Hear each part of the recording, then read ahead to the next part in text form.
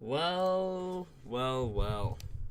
Another huge day yesterday. We go up almost 12 units, sitting pretty at 11.7.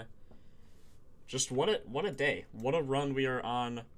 Make sure you lock us in 3 p.m. Eastern every single day. Yeah. Join us on Discord. Follow us on Twitter. All of that's completely free. The only thing you have to pay for is the site to access the data. And you can use several codes, either 2 months or PF30 to get certain discounts. And so, yeah, try it out. You get 3 free plays a day. You can try it out no matter what at propfinder.app. And, yeah, let's get started here. Let me send out these noties as per usual, and then we'll get started. Glad to have all you guys in here joining me. If you're new, make sure to sub and like here on YouTube. It helps me a lot. Just helps get the videos out to people, so I'd appreciate a like if you wouldn't mind. Takes 2 seconds, and I know it's annoying to remind you guys, but it really does help, so I'd appreciate it. And yeah, let me get these noties out, and we will get started. Hope you guys have enjoyed these lives. I really enjoy doing them. So yeah, if you enjoy watching them, there's 280 characters. Okay, posting those. Let's make sure this posted correctly. Bang bang. Okay. Give me 2 seconds. I need to hold on. How do I do this?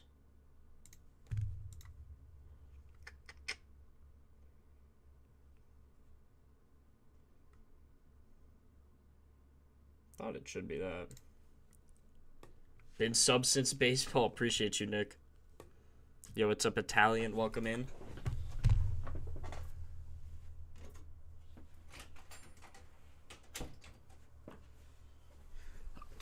Just gotta lock my door so my roommates know I'm streaming. Yo, what's up, Grady? Welcome. How you guys doing today? I don't know why this is like not showing up full screen. Whatever. It should work. What's up, Gerald? Welcome. Put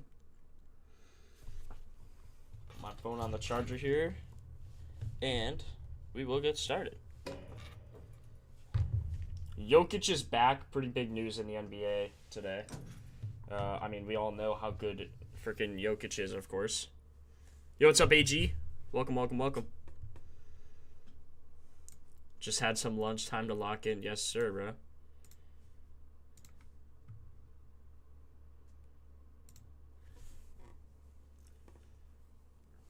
MPJ out. All right, let's look at the injury reports here. See if anything's crazy. Austin Reeves questionable. Luka also questionable. I'm gonna pull up the chat here because for some reason it's cutting off. There we go. That's a little better. We will have it. There we go. That's better. Jokic saw MPJ's performance and said, all right, time to get off the couch. Yeah, MPJ, wow, what a performance from him. I mean, when a guy's line is 3.5 threes, there's a chance every night he goes off just because the volume he's shooting. How many plays per day? Anywhere from 10 to 20. I think we had 22 the other day. Just depends how good the slate is. Okay, so Thero is out. Reeves is questionable. Luka's questionable. Trae Young's still out. I don't know how long he's going to be out. Some injuries there. Chris Middleton out tonight. Russell Westbrook and Sabonis out for rest. Jaylen Brown out. Okay, some probably some good spots. How much are they favored by? Celtics still favored by 12 points, so we'll see what we can do there. Podol out. Chucky Hepburn out. He's been out for a while, I do believe. Castleton and Wagner out. Tons for the Grizzlies as usual. Santi, Ja, Ty Jerome, Scottie Pippen, Brandon Clark, Zach Edey still dealing with that ankle. DeJounte Murray injury, he tore his Achilles. Dame, Scoot, wow, lots for the Blazers. Robert Williams, center, questionable with a knee. Josh Hart probable, so that's good for them. Miles McBride doubtful though. Not sure what happened to him. I didn't see his injury. If anyone knows, let me know in the chat. Yo, what's up, Chris? Jazz are all out. Pritchard PRA. Keontae George only Jazz player left tonight. Wow, yeah. I mean, they're playing the Nets, so it's gonna be actually it might be a decent total because Jazz have a really high pace. Nurkic is out. Kevin Love's out. Illness. Looks like this illness is going around. Cody Williams probably going to be out if it's the same thing. Highsmith, Clowney, Zaire. Strus, Mobley, and Garland all out. Booker still out dealing with that ankle. Jalen Green questionable. Nothing really for the Pistons. Staying pretty healthy. And Warriors. That should be a good game. Probably spread at like 6. 2. Wow. Favored by Golden State's favored. Wow. That's big. Illness, Schmelness. Pritchard and Gahea both over without Brown. Well, look. Alright, let's start with this game here. Spread of 9, total at a 228. Reeves just coming back. I mean, he hasn't played in... Wow, it has been a long time. He does have a really, really good matchup here against the Wizards, but as you guys know, I do not like betting on players coming straight off an injury. Also, lots of unders we can probably take here.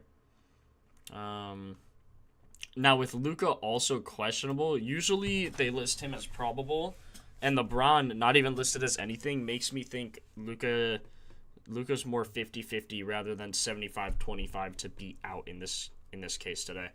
Yeah, they usually have Brown as probable, so something to keep in mind for sure.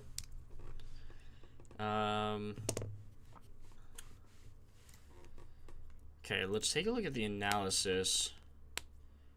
So without Luka, all his numbers actually go down on shots, and his assists go way up. So averaging 6.7 to 8.3, and his potential is 11 to 14. So that could definitely play a factor. Yeah, so maybe his over on assists. Now, a lot of weird things happening. We might just need to wait on injuries. For this game especially, we'll have to see. Lakers favored by 9 against the Wizards, so, you know, they don't expect it to be close. Julian Champagne under rebounds, although he had 14 chances last game. It just depends how active Reeves is going to be. Yeah, so when this guy gets minutes, he's actually way over his rebounds. His points as well. Double-double is probably a good look at plus 440. Oh, my God. Plus 440? Oof. That, man, what is he averaging recently? 24 minutes? Hold on. This could be a good look here. If he gets minutes, he's going over.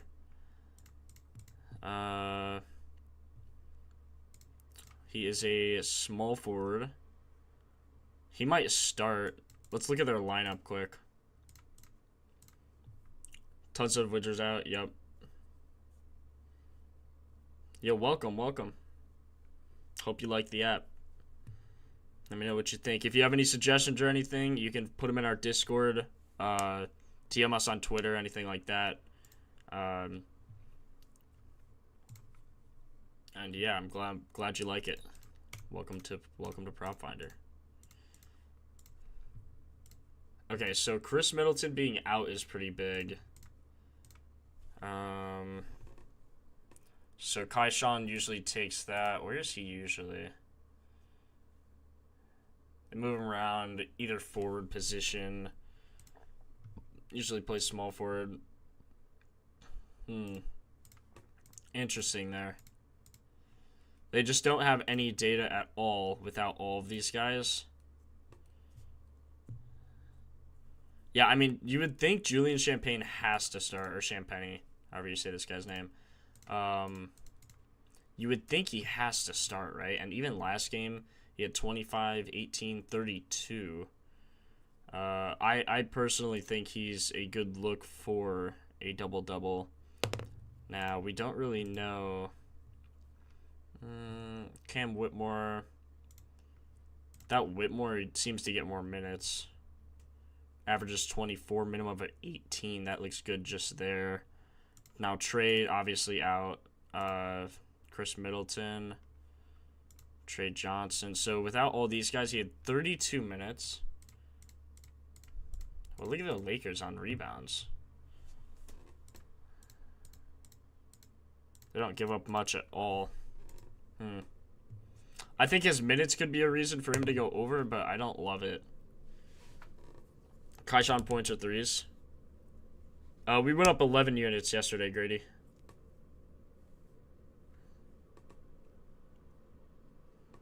Yeah, let's show some love. 72 people in here, only 11 likes. Come on now. Get that up. Also, almost at 4,000 subs, so appreciate you guys for that. Let's see. We are currently at 3,991. Almost at 4,000. Sub goals 5,000. Get us there. Get us there. My EV better? Is the data or just data and why no three-pointers?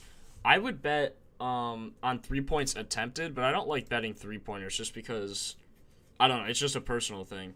But with our shot data, this data don't lie here. Like what they give up recently. So you can see they're ranked really high, meaning they give up a low field goal percent from 3 recently. You can see they give up a lot over here. So if a guy is shooting, like even Austin Reeves, 50% from here, 51% here, but then you have to look at the volume. So volume, he only shoots 2%, and then 41% just, you know, normally. He doesn't typically shoot from the corner. Probably just a desperation attempt. Now Austin Reeves, again, probably not a guy you really want to bet on just because he's coming back from injury, but these shot charts are really, really helpful. Yeah, Con last night, bro. Con and Cooper Flag. I have Cooper Flag in my fantasy, so that was very nice to see. Man, I don't know if I really want to bet on the Lakers here in this spot. Let's see, what is a good matchup? Seems power forward has a good matchup. Not recently, though.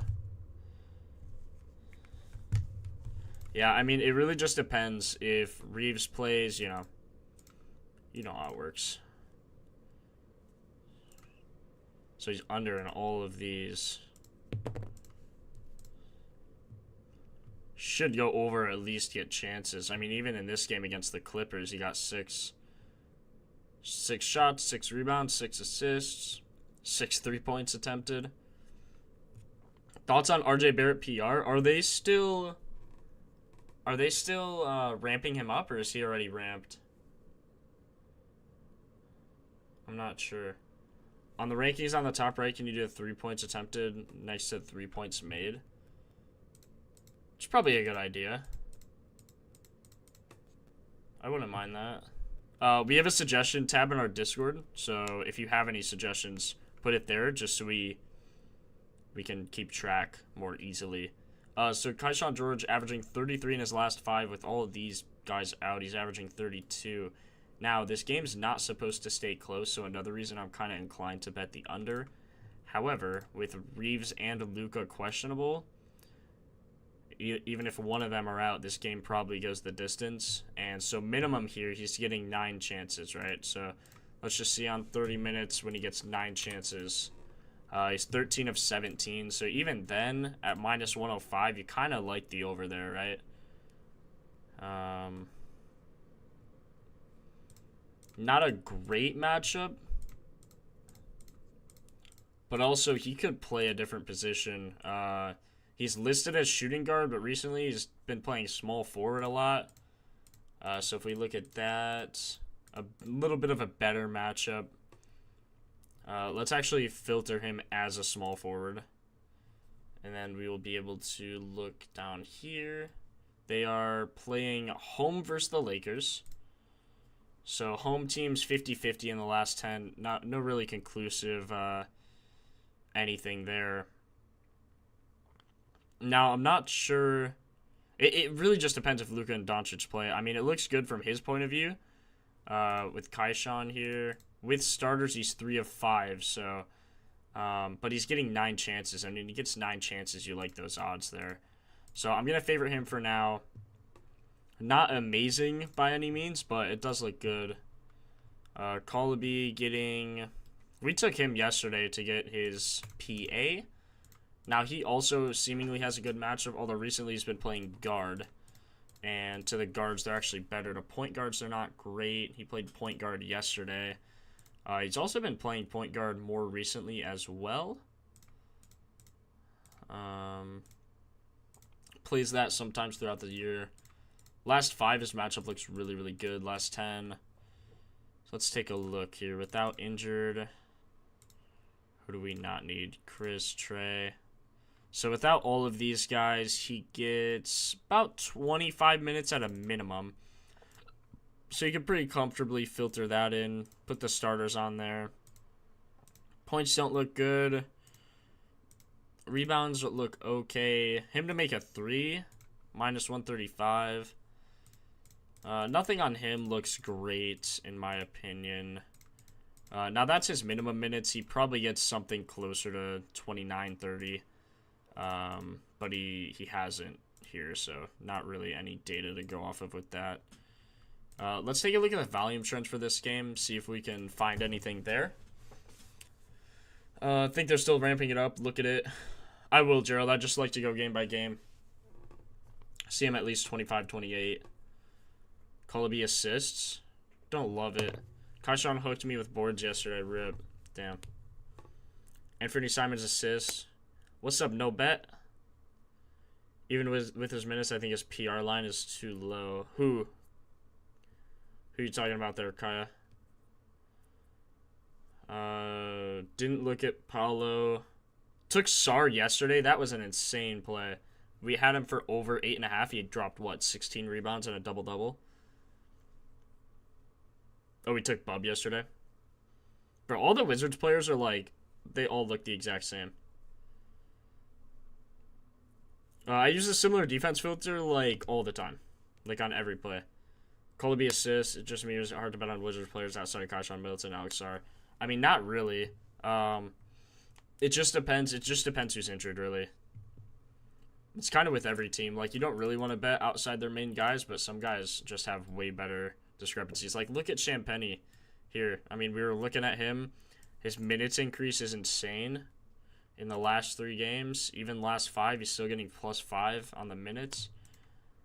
His rebound chances are up. Sar's rebound chances are absurdly high.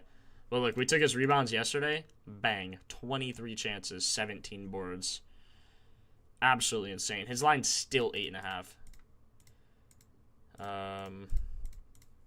So, you know, you can look at the analysis. I mean, without this guy, he's getting an average of 18. I would assume just because his minutes are up 36, 31, 37. Yeah, I mean, his minutes are up crazy. He's averaging 34 recently.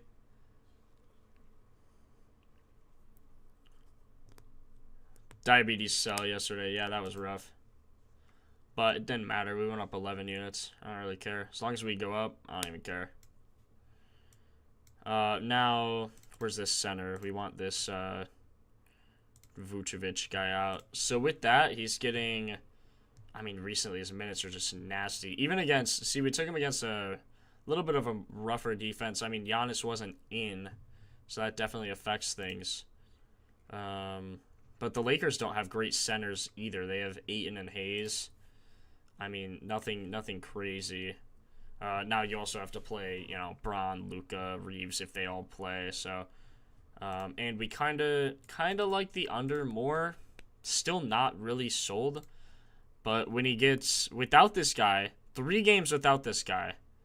Or no, hold on. We need Trey Johnson out as well. 3 games without this guy, he's getting a minimum of 17 chances, and he's cashing. Almost a lock for a double-double. I mean, plus 200. If this game goes the distance, he's definitely getting that. 27, 37, 32, and probably only didn't go the distance. Or no, he did. Who else was in? Vucevic played this game, though, and Trey Johnson and Vucevic are out. So you could assume he's going to get at least 32 minutes here. and be in a pretty good spot. Now we don't have data without these guys, but what was it? 17 rebounds on 32 minutes. Like, I mean, yeah, he hits his line both times there. His assists over as well. Can ladder up to 5, maybe plus 680. This could be a good ladder here. Now, they don't typically give up a lot of assists. Do his chances go up? His potentials do go up. Not absurdly. Wow. Did certainly ladder him up here. His assists actually look ridiculous. Maybe it's just his RA, to be honest. If Luka's out, I think boards is going to be a huge play for Washington players. Yeah, agreed. Oh, I do, Aquila. I can't, like, stream it, but you could see everything I play on Pickett. I just can't, with YouTube rules, I just can't stream it.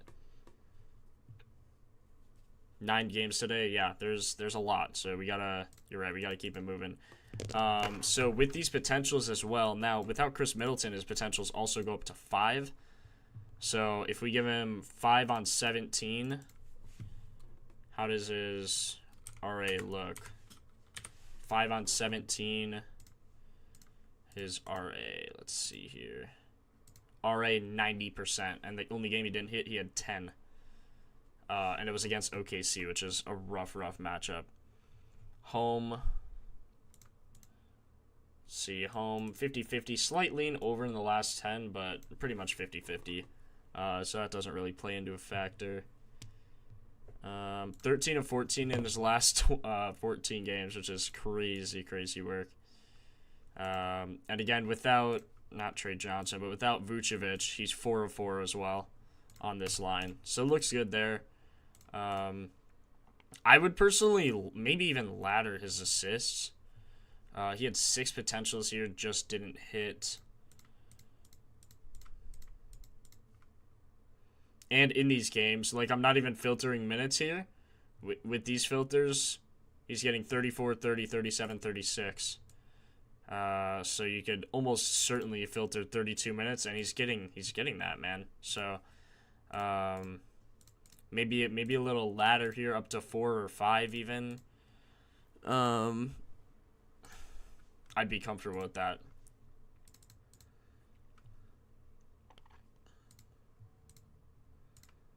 See, he's 58% when he gets 5 potentials to get 4 assists, so I like that. We'll kind of leave that there. I'll probably, I don't know if I'll take Keontae as well. Now, if Luka, or no, so his RA is the main play.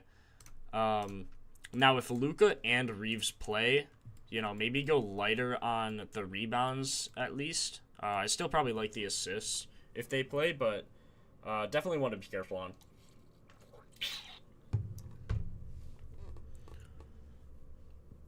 Yeah, type !_ Pickett. It'll send the link. Or Grady did. Appreciate you, Grady. Hit that like button. Yes, sir. Yes, sir. Telling y'all Sar's the head honcho on the Wizards team. Now everything goes through him. I like all his props. Yeah, agreed, man.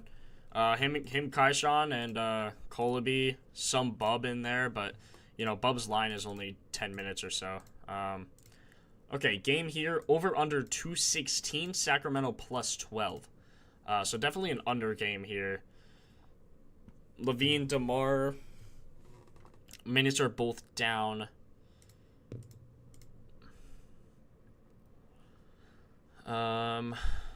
Baylor, Shearman. Yeah, I'm not going to bet on this guy. Derek White, Sam Hauser. Potential assists go up for Queta. White. Queta might get some good minutes tonight, and especially without Sabonis. He could get some board chances. This game they played already. Russ played. Maxime Reynaud. So, okay, so who's going to get the boards here? Now, again, we kind of like unders. Pritchard assist, like his 8 rebounds. Who, Queta? Is that his line? I got 8.5. Good defensive matchup for him. 2 of 6 on this line. Now some of those are probably with Brown, yeah. Okay, let's go to the research page. Nothing crazy here unless... so Pritchard's assists are actually down recently. Unless he only had a few minutes or something. Yes, potential assists are down. Now, without Brown, they go way up to 12.3, so... 7.5 there. Good rank for him. Good matchup. Really good matchup. Like, couldn't get any better matchup. Similar defense. Now, a lot of these are probably with Brown. Let's just filter him out. Yeah, so... against the Wizards both times. Got 5 and then 8. My concern is he's just not going to play the whole game. See, like, even this game, they got 146 points. Him and Derek White got... Derek White had 30 and 9 assists. Yeah, again, my concern is just this game doesn't go the distance, so... I'd lean unders for sure. So, one way to tell is if we like overs or unders more. You can easily see here, the highest rated Propfinder prop is Derek White 4.5 rebounds, and the highest rated under 94. Like, that is an insane turnaround.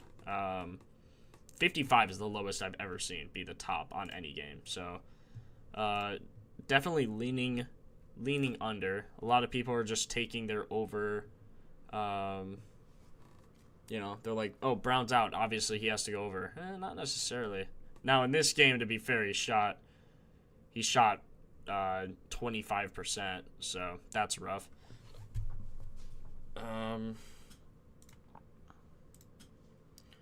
So his points still do go up. 2 points attempted go up. 3s attempted go up. Without him and Tatum, though, he's 3/4 to the under.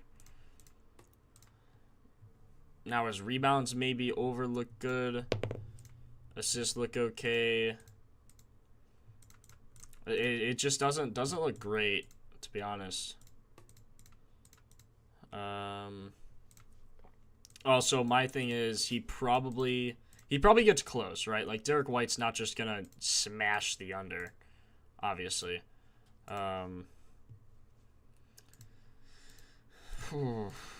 What's the highest rated for him? PRA. So they like his under 34.5 everything. Without Jaylen Brown, again, 16 of 19. Also without Tatum, though. Again, 3 of 4. Not what you'd expect, but... no bet. The reason there's a point increase is because Sabonis is out. Sam Hauser assists. Pritchard under 11.5 RA. I mean, definitely likes his under. I don't like his under on rebounds. The thing is, like, one of the Celtics guys have to go over their lines. It's just, who's it going to be? Because game script says they're going to win by 12, but total says it's going to be like 100 to 112, right? 102, 114, something like that. Appreciate you, Pro Shop. Yo, what's up, Jack? Welcome in, welcome in.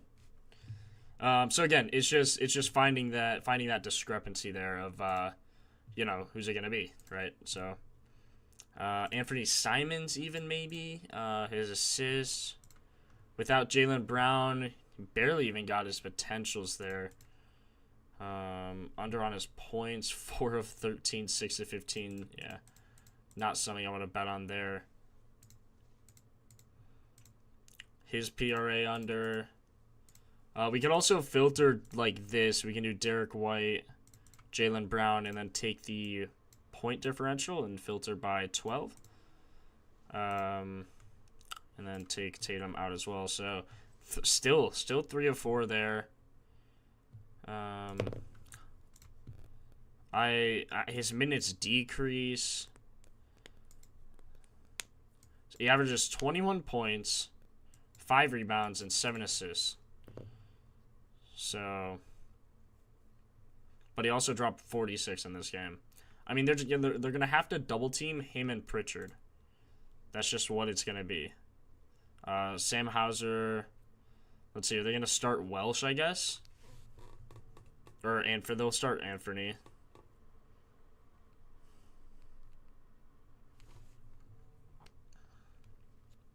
You could also filter in Hauser. Hauser, now a 3-ball shooter? Maybe like that. He's under on his PRA every game. His points as well. He's supposed to get 20 to 27 minutes. Recently he's getting 29. 30, 27. Let's see. So without injured, with starters, 2 of 2. He got 20 in this one. So he'll get 27. He'll get 27 almost certainly. So he's over in every game when he gets 27 minutes. So his PR, but then at that point, do you think he's going to go under? He shot 21 threes in this game. Oh my god. Love D. White tonight. I'm a huge Celtics fan. Also like Garza to go over PRA and Hauser PRA. Just with game script, that's just not, I just don't see that happening. Unless you just named the 3 guys who are going over. I can't get behind that happening, man. Just don't see it. If I were to take an over, I like Hauser PR. Man, with a 12-point differential, he does seem to go off, though.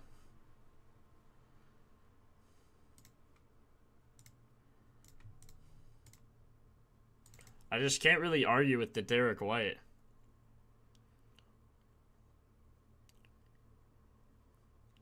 Covered almost every game and taken for the first basket. He gets a lot of chances with Brown.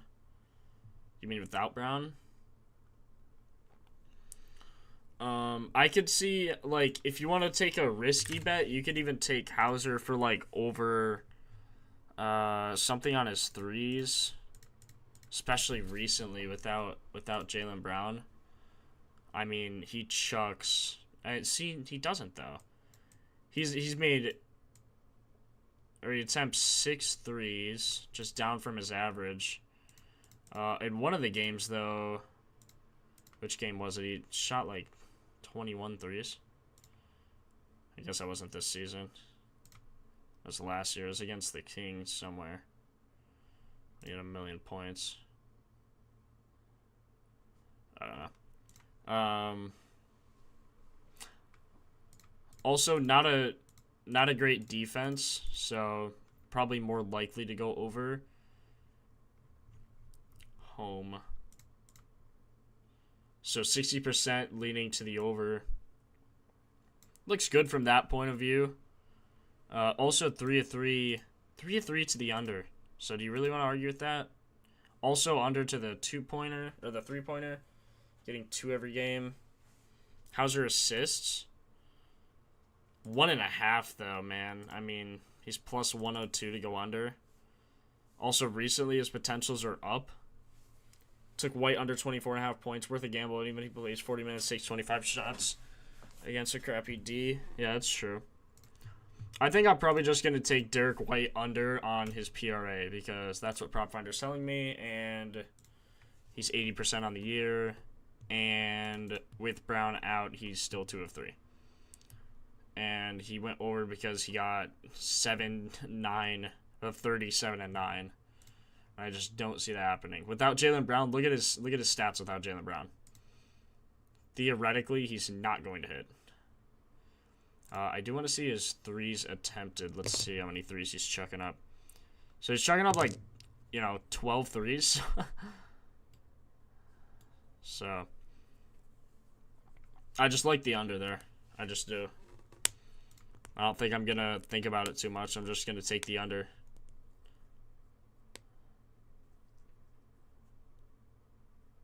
Westbrook 2 threes. He's out.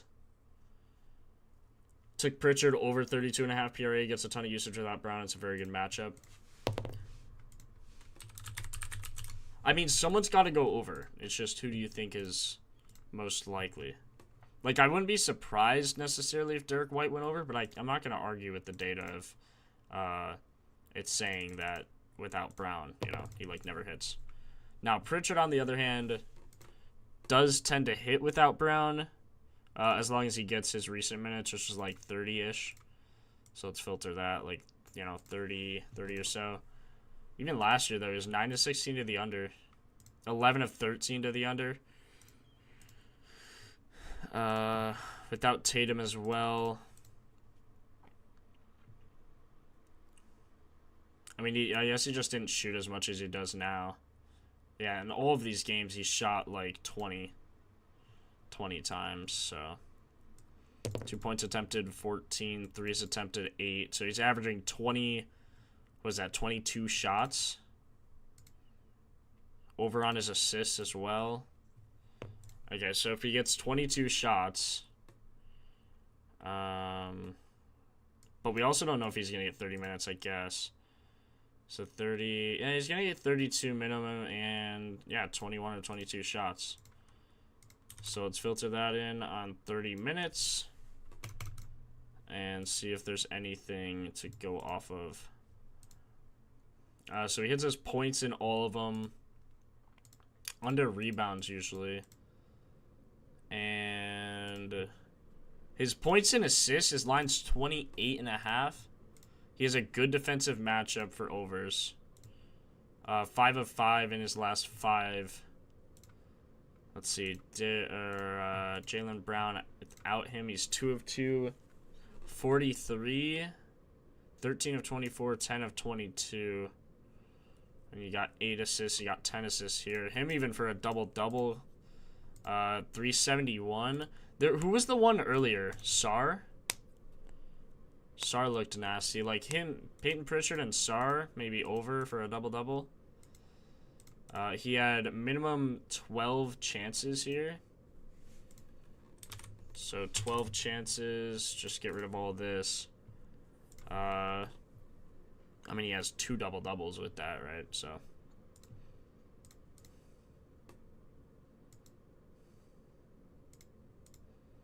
I don't love it, but I definitely think it's worth a gamble for his double-double. And that, that's why it's plus 400. So 2 of 5 without Jaylen Brown when getting 12 potential assists, and I think that's what he's going to get. Now, all these games, remember, he only had a few minutes, so. Okay. Was it Sar? Was Sar the other one from the first game? If the game goes the distance, I can see him getting it. I mean, yeah. For these odds, plus 198 seems decent for sure. Over, let's see, over 9.5. What are his odds here? Without this Trey Johnson guy, he's getting 17 chances. So yeah, I mean,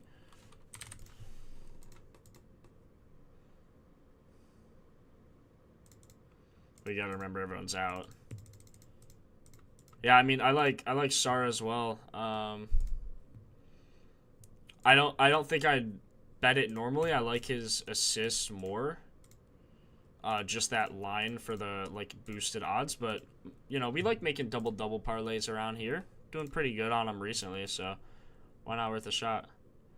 Sam Hauser PRA was 17, just jumped up to 18. I don't know. Is there another injury? Let's see.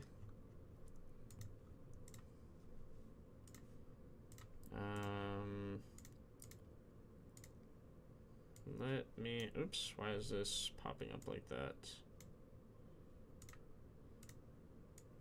What is this doing? Hold on, give me one second here.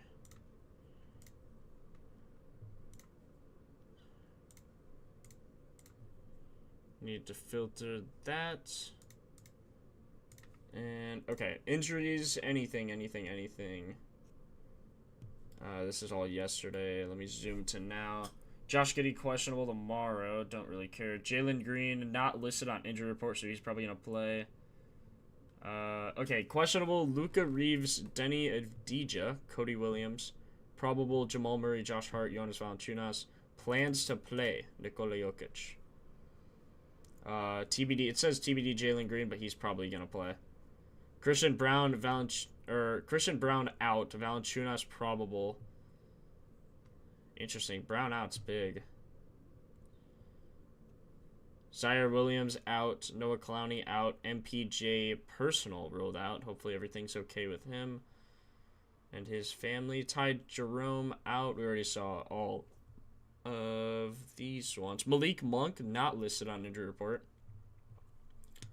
Sabonis we know is out. Queta illness gonna play. Jaylen Brown out. Chris Middleton injury management out. Kevin Love out. Nurkic out. I don't think anything else big.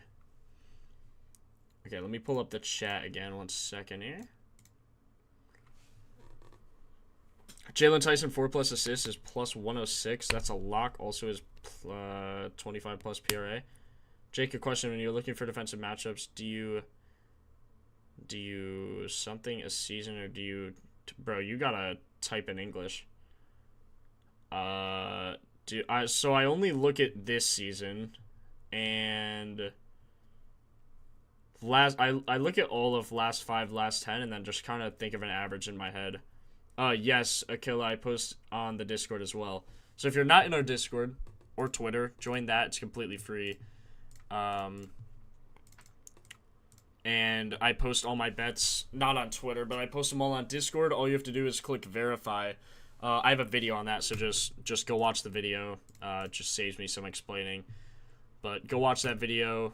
It's really easy to join, and if you need help, you can DM me on Discord or comment on YouTube or something here. So feel free to reach out. They took Cleveland. Did Sacramento? They took Cleveland and Sacramento game off. Prize picks might be postponed. Peyton Watson goes under with Jokic back. Possibly. Now, betting when guys are just returning, like you saw Hartenstein. How many minutes did he get last night? Let me check. 1 second. I think he had, like, definitely less than 30, I would assume. I mean, Chet was also playing. They also lost to the Wolves. They got killed. Yeah, Hartenstein had 18 minutes, so that's why I didn't bet on him. I think he actually still hit his PRA. I think his line was 16.5, and he got 11, 5, and 2, so he should have still hit that. But, I mean, 18 minutes, you're not going to want to take his PRA, so. Minute restrictions are the worst, yeah. You just got to be careful. Gotta be careful, or else you're just going to lose. Because just psychologically, people bet more overs than unders, so when they raise the props higher, they know people are going to take them, and then you're like, hold on, wait a minute. Head-to-head, RJ Barrett has 10, 10, and 17 rebounds and assists. Barely missed a triple-double here. Double-double lines plus 1680, so just saying. I believe his minutes are also down, though. Yeah, they do appear to be. Let's go ahead and look at the volume trends cheat sheet. This is one of my favorites. Tells you, you can have a compare window. Last 3, last 5, last 10, last 15. Shows you exactly what's happening with those players recently.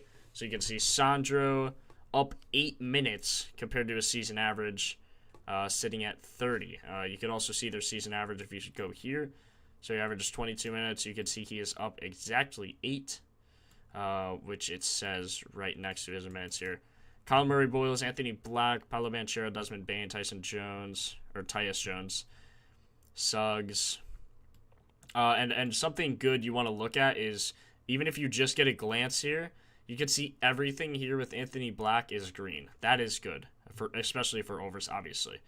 Wendell Carter, sure, his minutes are actually +0. They're probably some, decimal. But even if you look at Brandon Ingram here, a lot of red. So filter all that in when you're thinking about these plays. So the over-under in this game is 219, but I don't mind that due to the low spread. So very low spread. If there's an over I really, really like, then we will still take it. If not, we'll look at some unders. So keep that in mind. Most minutes easily to these 3 guys. So probably look at these 3 guys first in Sandro, Collin, and Anthony Black. See why they're playing more. See who's out. Or not why they're playing more, but why they're playing that much more. 8 minutes, 7 minutes, 7 minutes is a crazy increase. Kyle Murray Boyles also rebounds are going up, probably because of the Podol situation. Sandro rebounds are normal. And potential assists. I know Anthony Black's getting a lot of assists recently. He's been 3 on 5 for a long time now. So, okay, so let's do that then. Let's look at Sandro first. Take a look at him. Not a great matchup for him, it seems. All I'm doing here when I'm clicking these ranges, season, last 5, last 10, is I'm just getting a brief look at how much green I'm seeing. So on the season, it's, more so red and yellow. And then last 5 games, it's green. Last 10, it's green. Last 15, it's green. Which means recently, they've been giving up a lot to his position. So then, you go here, you're like, all right, let's see who's out. Podol, that's going to be a big factor for a big guy who gets a lot of rebounds.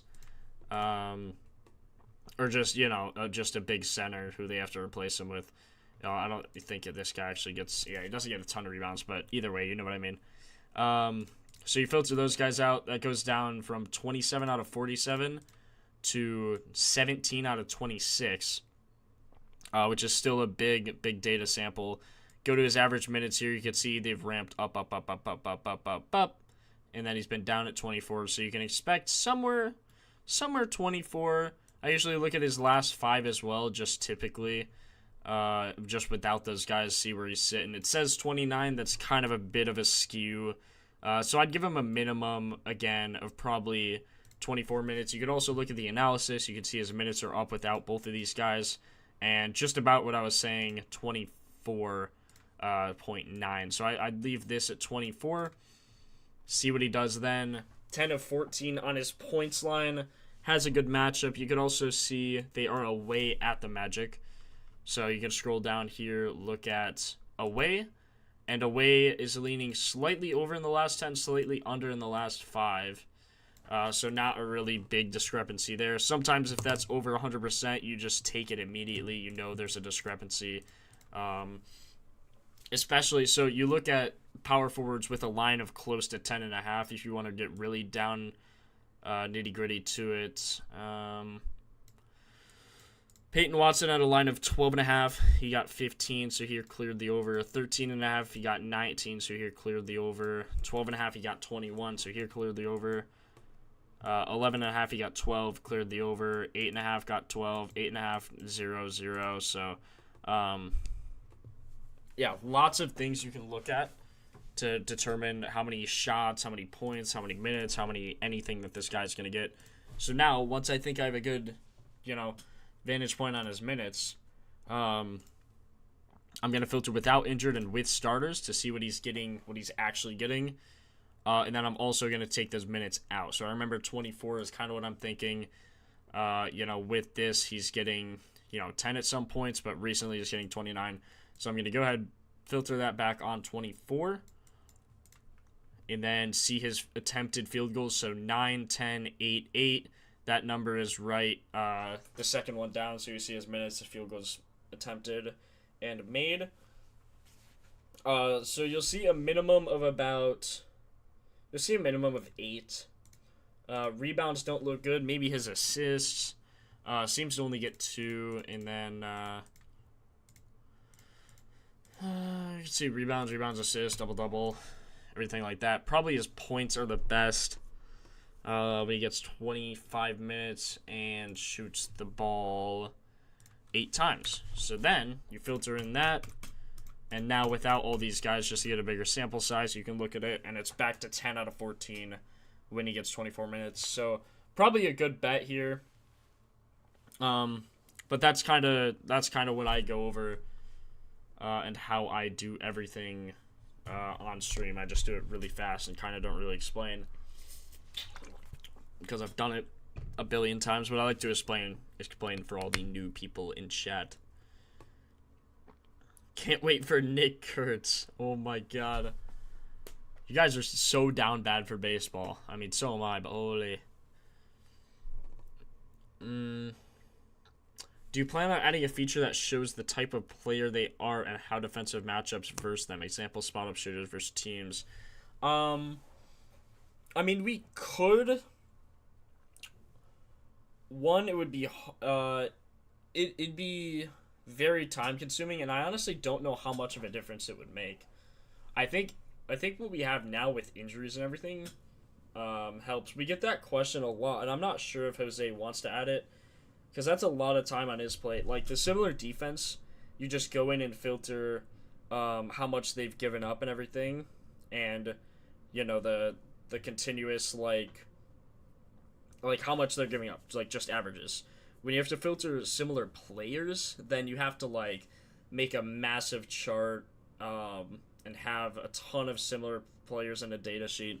I just honestly don't think it's really worth it, but maybe. Hit a quick one yesterday. 7 assists screwed me both ways. Try not to double dip. Yeah, don't ever double dip. I even did that yesterday and I lost on Dylan Brooks. Would have went up more. Do you think using Pinnacle to see lines would help at all? Jonathan, we have Pinnacle as a book on Propfinder, so you can see it on here.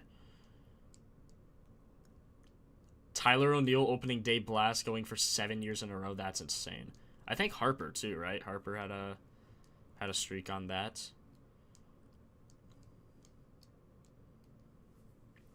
It's Cam Spencer's threes. Ready for some home run research. NBA hurts my brain. Bro, NBA for me is my favorite. I love NBA. Love NBA so much. Not that.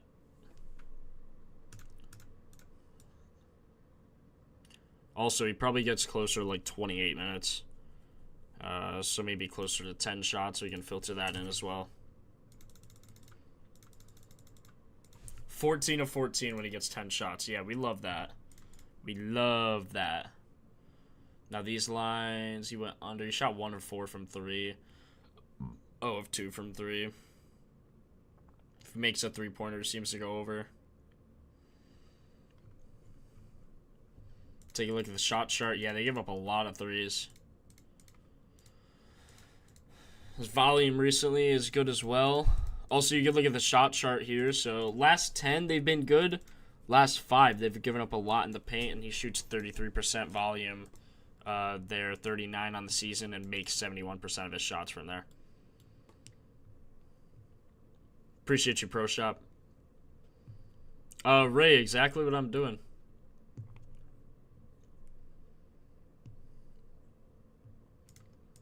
Okay, so Sandro, we like that. Colin Murray Boyles, we also saw an increase on him. So let's filter everything like just how I did before. Don't love his points. Don't love his rebounds. 6.5. He got 15 the other day against the Hornets. 97-96 game. Rebounds, assists. Don't really love anything with him, to be honest. Also, doesn't have a great matchup, and we're already taking their other center. So although he's getting, or not center, but technically, but power forward. Let's look at Anthony Black. I don't really like betting, on the same team too much. So double dipping that way doesn't really help. Seems to get good points against the Raptors.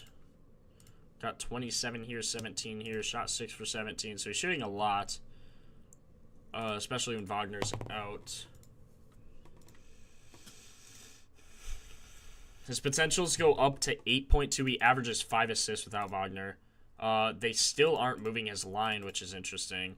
You can see he's been free low on 5, except for the Hornets game here. But 7 out of last 10 on his assists. I mean, Loki, sign me up.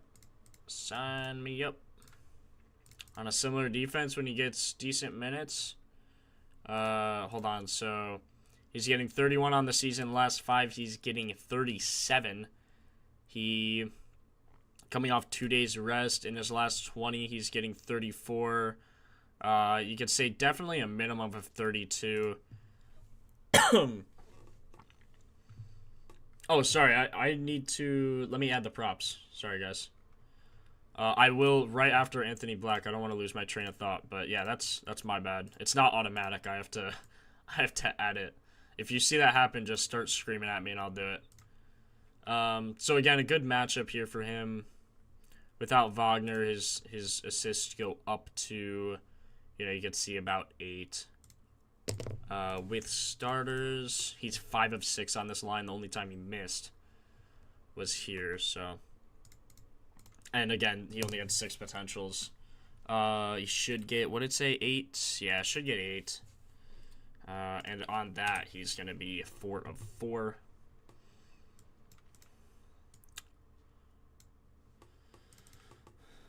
Yeah, 5 of 6 on that, 14 of 21 on the year. So, yeah, his assists also look good. Also, recently, I believe his potentials are up as well to, or yeah, 7.7, so just about that 8 mark in his last 3 compared to his season, which is because what's-his-face is out. So, yeah, still like that. Let me add these props here. So we have, why isn't this working?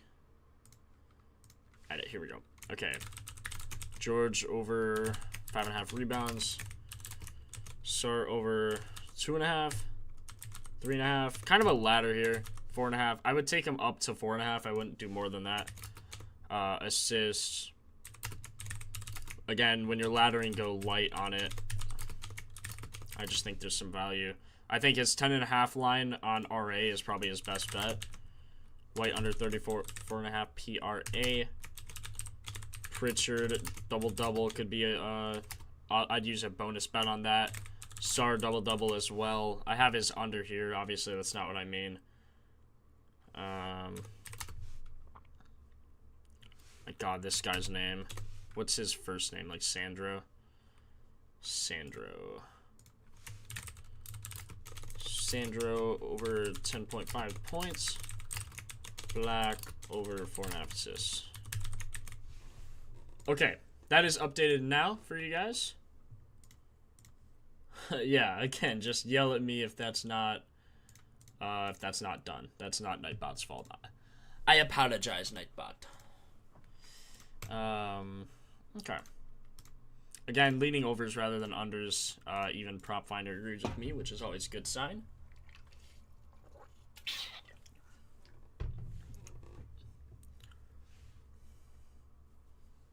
Do I like a lot of my plays as straight bets? Dirty Sprite, let me tell you, if I was able to straight bet, I would never make another parlay again. Got you, AG. Nightbot, we need you, Nightbot. Bro, he's taking a snooze. Let him chill. Let him chill. Don't get too mad at him. I would ladder up to 4.5 on Sar. I think he's worth a chance there. Yeah, 4.5 plus 680. I mean, pretty insane odds. I could show you why here as well. What was it here? I think he was averaging something like 5 potentials when he was getting those recent minutes of his like 32 minimum probably. With starters.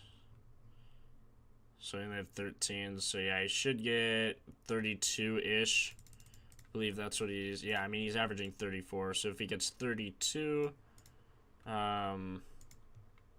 you know, you can just see his assists there. He just gets more chances. Also facing a decent defense to do it against. Without someone. Cam Whitmore, maybe? I mean, he got 3 and 4. Not Trae Young. Oh, yeah, it was Chris Middleton here. Without Chris Middleton, he averages 4.7. So, like, even if you give him 4 potential assists, you know, still decent. And then you look here, 25% for a plus 650 or 680. I like my chances.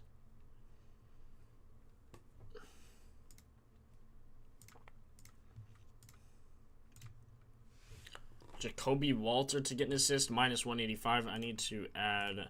I like filtering. I want odds greater than minus 160, so I don't take any like cheap odds. I like taking things close to even. Most alt lines are a scam, I believe. Now RJ Barrett, again coming off those weird minutes, he's getting 24. Does seem to ramping him up slightly. And his last game was 2 days ago, so I wouldn't be surprised if he had a good game come tonight. Rebounds looked good. Rebounds even look good head to head. Without Podol, what's he do? Nothing crazy. Yeah, I mean, you can see his line's way lower than it normally is. So, nothing crazy. Nothing else too crazy I think I want to take from this game. Now, Sheed has been selling our bag on these assists. Oh, I did have 5 potentials, too. That's just unlucky. But with RJ Barrett back, his minutes are going to go down. So, yeah. Wendell Carter. Oh, hold on. Let me filter this again. There we go. Wendell Carter going to get rebounds, or is Banchero going to gobble him up? Carter. Let's take a look here. Now, he doesn't have a great match. Or on the rebounds, he does, actually. Let's see. His line is really high.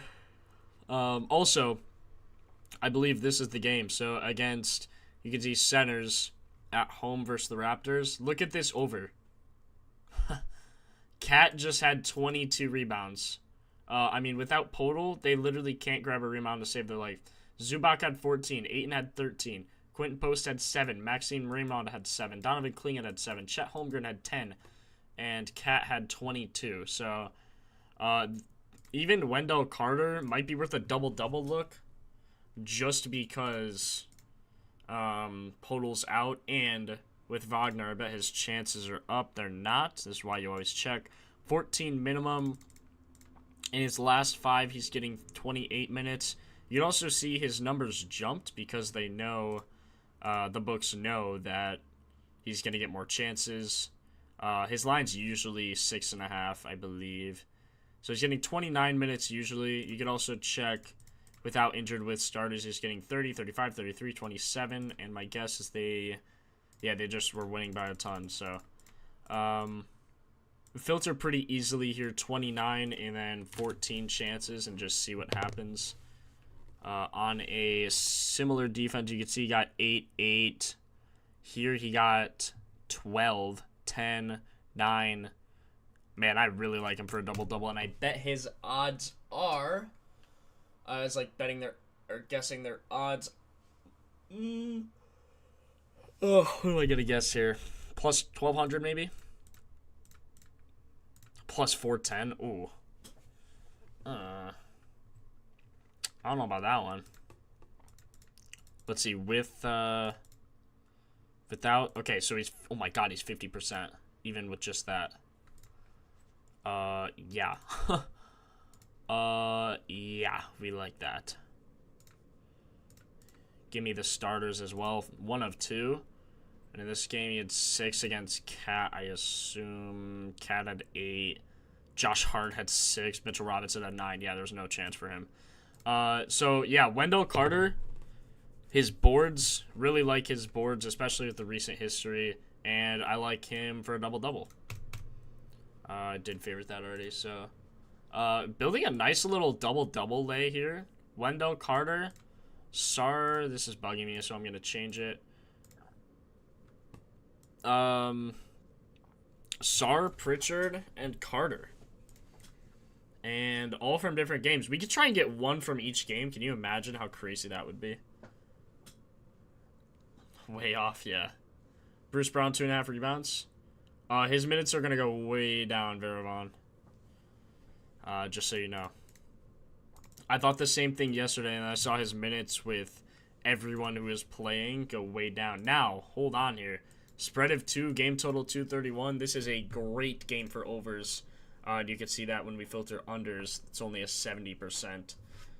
Now, unders for bench players, probably, not probably, but are going to be better.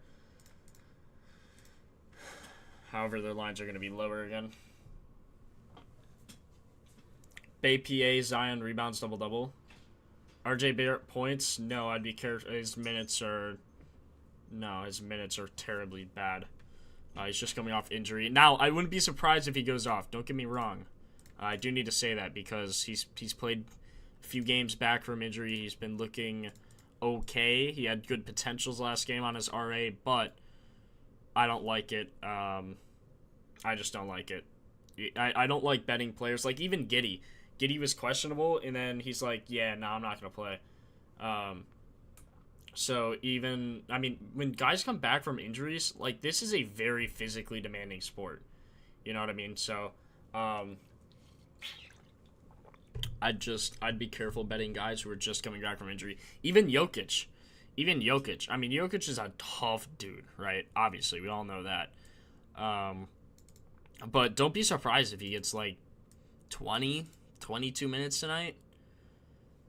So, yeah. Okay, Gigi Jackson way up. Konkar way up. Landale way up. Not sure we want to bet Grizzlies, but we can. A lot of bench players for them. Sadiq Bey's even up, which is good. He was the #1 prop. His points are up 9.4. He's averaging 25 in his last... He's averaging 19 in his last 10, 21, 25 in his last 3. So he must have just had a crazy game. I believe he actually did. His threes. Yeah. Let's see. Yeah, oh my god, it was against Memphis, too. He dropped 36. Holy crap. That's insane. Yo, what's up, Tizzo? Welcome in. Exclamation mark rank? What's that? Yo, appreciate the sub, Marcus. Appreciate you, bro. Does that pop up, like, every stream for you guys? Because I only see... I mean, you know, I'm not looking at my other monitor, but I only see that, like... a few times. Appreciated nonetheless, my dude. Rebound chances. Zion's are up. Now, we did call Zion double-double the other day because of the injuries. That was a plus 500 for you guys that we predicted. Okay, so nothing crazy here. Just a lot of minute increases for a lot of Grizzlies players. Sadiq Bey does look good still. Again, just take a scan here. You can see all of his props are green. Zion, lots of green as well. So yeah, let's go back to the research page here. Wells PRA, we could take a look for sure. So Sadiq Bey, again, when you see a player at the top of these Propfinder ratings a lot, you know, probably a good bet to take. So you see him 1, 2, 3 times right at the top here. And that's on all games. If we filter this by just the one we want to look at, you see him 4 times. So let's just start right with him, get it out of the way. Recently, his minutes are, you know, sitting pretty at about 30. So, again, since this is a close game, I'm comfortable filtering just right away on a 30. And he has 18 of 20 with those odds. Or with those minutes. So, you know, almost right there, you can just say, yeah, this looks pretty good. Now, with starters, his minutes don't look great there, although in these recent games, he has been starting. Sadiq Bey. When you drop this, you know, 40-point PA game, 36 points? Yeah, I mean, it's pretty insane. He got a double-double as well. Plus 700. He just got 2 back-to-back, so... He also plays the #1 defense recently in that, or on the season. Recently, they've been holding their own. So with starters, again, he's getting 26 minutes, but you can see there's just a dip here. Probably when DeJounte Murray was still playing. And then ever since then, he's getting, you know, 32, and there's a close game. I'm so glad they kept this close. Zion got his double-double pretty easily, I think, going into the third quarter. Or going into the fourth quarter, he already had it. This game looked good as well. I mean, he dropped 36, shot 13 for 20, 4 of 4 from the line, 6 of 9 from 3. So let's just say he gets, you know, 28 minutes. He's 4 of 6 on his points. Man, his rebounds actually don't look bad at all. Even his assists. Now, his rebounds, he's getting way more chances. So, just based off a chance standpoint, like his potential assists, look, he's getting 4, he's getting 3, 2, 1, 4, 1, So his assist line here at 2.5 just isn't great value. But then you look at his rebounds, you're like 9, 13, 11, 9. This number's just wrong, and then 18. So you can see he's averaging, I mean, in this game, I wouldn't be surprised if he had another 20 potential. So you can give him a minimum of 12, I'd say. We are just going to bump him up to 30 here. Also going to look, probably getting 16 or 17 shots. He went 4 for 16 against OKC, which was rough, and barely missed his prop. So, I mean, there you go, right? He shot 3 of 6 from 3 and then took a million more shots and just missed them all. Which, you know, just unfortunate. So, let's filter in 16. What'd I say on rebounds? Like 10, maybe? Yeah, like 10, 16, 10, and then we just take away everything else. All the minutes, all the players. And he's 6 of 7 on that line. Again, being the only one he missed was OKC when he just missed a lot of shots. So when he shoots about 50%, he's clearing his points by a lot. Clearing his rebounds. Again, not on the assists, which is something interesting. I pointed that out. It's like, you know, those potentials just not great value. I would take his PR here, 22.5. You can even look at his assists, but look, his PR, he's on average getting 30.3, and then, you know, 24 on his PA. Double-double, I probably wouldn't take, however, plus 700 when he's hit it twice. You know, maybe I could get behind that. Home at the Grizzlies, so let's see how they perform. I mean, you know, not great there. LeBron had one 37 minutes, so it took him. So, yeah. I mean, I don't love him for a double-double, but I do love him to go over his rebounds line. A lot of these games as well could be games where Zion was questionable or didn't even play. This game Zion played 33 minutes, so credit to him for grabbing all those boards. This game, Zion came off the bench, got 21, so I agree with the books. And plus, that double-double probably should be a little higher, honestly. But I do like him to hit his PR. Okay. RA minus 115. I do like his PR more, Jack. Bay PR, a lot of you guys were saying it in chat already.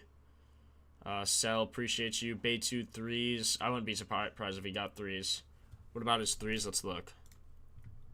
What did I just have him at? Can someone remind me? 16, 10. Seems about right. Let's look at his threes. His threes actually don't look great. He shot 0 for 5 and 0 for 6 from 3. So he should shoot at least 5 threes.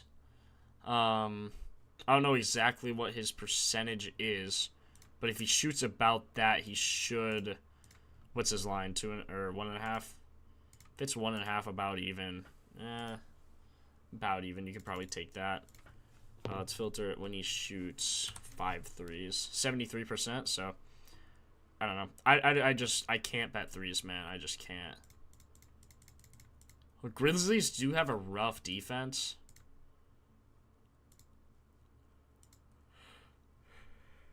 How is he 53% right under the cup? That's crazy. His PR bumped to 23.5? Of course it is. They're watching my streams, man. I swear. Every time. Pick of the day is Ingram PA at 23.5. Personally, solo bet that on Nuvig, trying to build the bankroll. There you go, Tizzo. Building the bankroll is the best way to play. Best way to bet. Right there, man. Wells. Well, look at Wells. Calm down.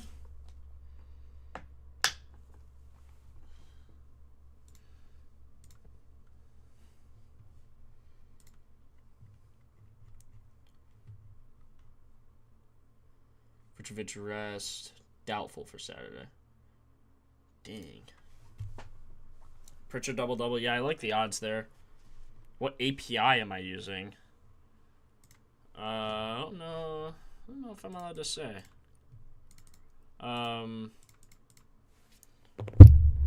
Jalen Wells. Let's look at him quick. A lot of guys out. Without injuries, he's actually 1 of 4. Assist line at 1.5. Blocks. Huh.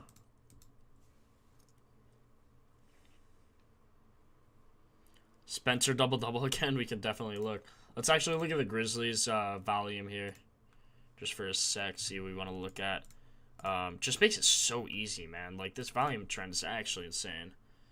Okay, G.G. Jackson, Concar, Londale, Spencer, Jaren Jackson, Coward. Now, why is Wells... So, Wells is actually down a minute. So, you don't like that. G.G. Jackson looks like the best. The thing with volume trends, you got to remember... This is how I look at it. This value here, the value in the green or red box is easily the most important because unless you're betting crazy alt lines, if you're just looking at their normal lines and you want to see increases, you want to see steady increases, whether it's 3 or 5 games, you can see G.G. Jackson way over his minutes, way over his field goals made, nearly doubling his field goals attempted on the season. And doubling his points, doubling his rebound chances. So you can see everywhere he's just doubling. Now the books know this, of course. I'm not gonna say they don't know this or get this. They don't know this trick. But I mean, when he's doubling almost everything, you can look at that and be like, okay, sure, his line might be up a little bit. But the thing that matters most is his normal line. And so when you're looking at that, you're like, okay, this is normal line. Is he going to go over or under? Volume trends are saying he's averaging in his last games. He's averaging 13.7 and his points line's 11.5. You can also see that 15, 14, 12. He's definitely averaging that. Shooting 6, 16, and 8 times. I'm just saying, that's how I look at the volume trends. That's why I think it's so important, so valuable, and that's why we have it on Propfinder, because it's such a good tool to use. Jaren Jackson also at the top of a lot of these. When I click this, it just filters, so you can see he's up top on the 3s. G.G. Jackson back up on the points. Jock Landale. Jaren Jackson always up, it seems. Jock Landale, Jaren Jackson, all up. So now we go back to the research page, filter by the team by Grizzlies. Is it Memphis? Yes, it is. So then we just filter here. Now Vince Williams, we didn't see him. We did see Jaren Jackson. So let's just click him. Go take a look here.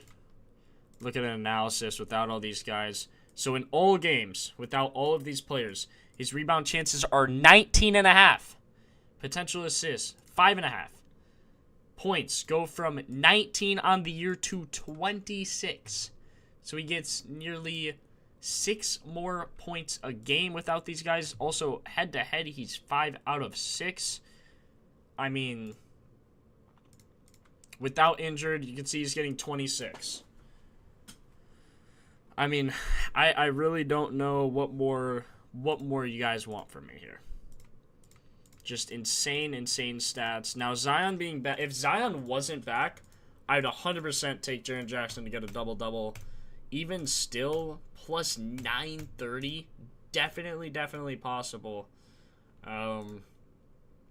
He got 15 chances as a minimum here, and Diabetes had 19 rebounds. And Jaren Jackson was the highest rebounder apart from Conchar and Williams on his team. Rebounds do look good. 19.5 chances, just something you really can't pass up on. With starters, let's see. So all the starters also played in these games. Something important to make sure you have there for sure.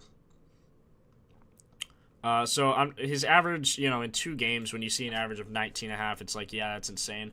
I personally take the minimum. So what does he get when he gets 15? Also important, did he play Zion? He did play Zion in this game, and he still got 12 rebounds. So let's look what happens when he gets 15 chances. 9 of 11 going over his rebounds, and his chance to get a double-double, 27%. So, and that's his minimum. Now if we take, let's see, this is insane. Now if we see his, now if we take, let's just take his average just for fun. Let's put in 19, see what happens. So his points are over, rebounds are over, and he has a double-double 2 out of 3 games. 67%, 75%. I mean, bro. This is unbelievable. His odds for a double-double plus 930. They should probably be, in my opinion, plus 300. So, I don't mind that at all. Let me catch up here. Hold on, I'm way behind. Zion rebounds, we'll look at Zion. Don't you worry. Spencer double-double again. Look at Pistons game. Fast money, I go game by game. We'll get there. Why do we care about the alt lines or props when teams be getting smacked? Because the game is going to be close. I've never looked at the volume page. Ambient, get used to it. It's great. I have a video on it as well. Kind of like JJJ assists as a parlay piece. What, 1.5? I mean, it's minus 162. I wouldn't go crazy over it, but, you know, he's averaging 5.5 without injured. And if I take these chances off, yeah, he's getting 3 or 4.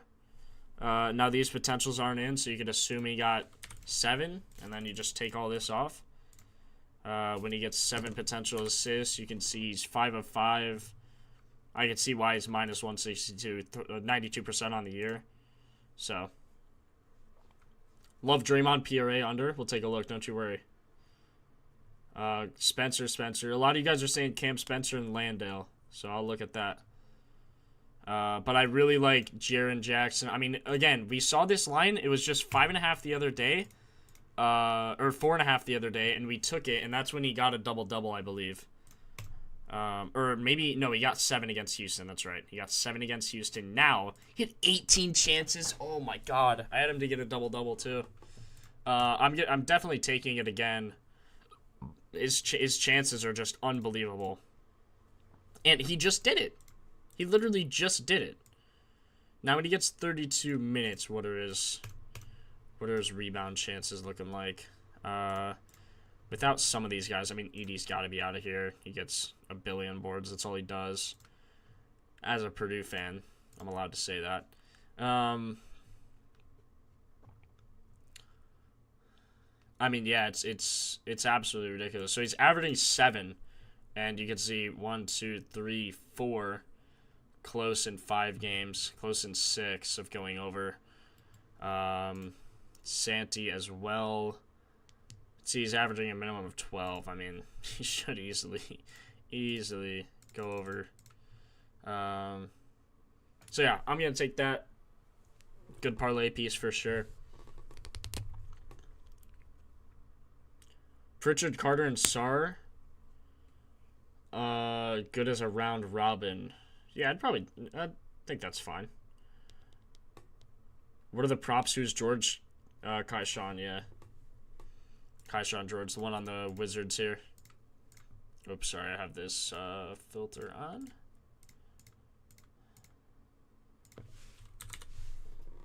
Kaishan George, this guy. I guess I could have just went to my favorited. Anyway, let's go over Cam Spencer. A lot of you guys want to see him quickly. Analysis. So he's getting 28 minutes. His rebound chances are actually down, but his potential assists are way up, which, you know, as you guys know, he just got a double-double on assists. He had 11 on 14 potentials. Now, I don't think his line is worth this. 8.5. I mean, I know he just got 11. My rule personally is I don't take it unless they're doubling their potentials. So Cam Spencer getting only 14 potentials on 11 assists seems kind of lucky to me. See, even, look, this could happen. Like, 7 on 17 potentials against Dallas. Averaging 13. You could say, yeah, you could say 13. You could probably just say 12 here and see what he gets on the year on that. So he's 7 of 15. So I don't love it, to be honest. Now, with starters, he's 5 of 10 on this line. So I do see the reason for the line. However, I don't love it. I don't really like anything with Cam Spencer, to be honest. Yeah, I don't love it. It went up from 7.5. Now, I wouldn't be surprised. I just don't like the potentials. For me, potentials have to be at least double. You can say they go at least 50%. Because especially a guy like Cam Spencer, usually he slings it out on the wing. And they just take a shot from 3. So, you know, you're even probably overestimating a little bit there when you're just thinking about the 3 ball. You know what I mean? Because usually a guy's chance to make a 3 isn't 50%. It's usually 35, 40.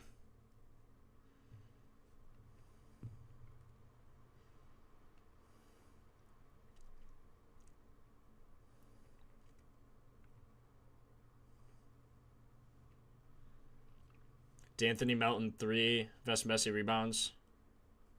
Gang, gang. What's up, bro? Cedric Howard under assists. Now, in this game, I wouldn't take an under. I wouldn't take any sort of unders here.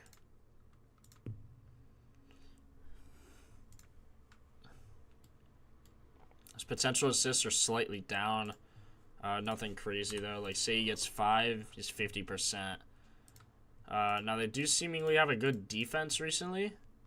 Away versus the Pelicans. You can see away 50-50, slightly leaning to the over, actually. I don't really see any crazy value in that line. I do like Sadiq Bey. I like Jaren Jackson a lot from this game. If I had to take anything else, someone wanted to look at Missy. Now, since I'm taking Jaren Jackson, I say this a lot, but I just like, you know, making people know. When I take 1 rebound in a game, I typically don't take the other unless I really, really like it, or they're the big playmakers on their team. Like if you take Luka and then you take Zion, or you take Giddey, or, you know, whatever the case may be. Vest Messi looks pretty good there. Now, Zion was on a snap count. Not in these games, though. He got 33 in both.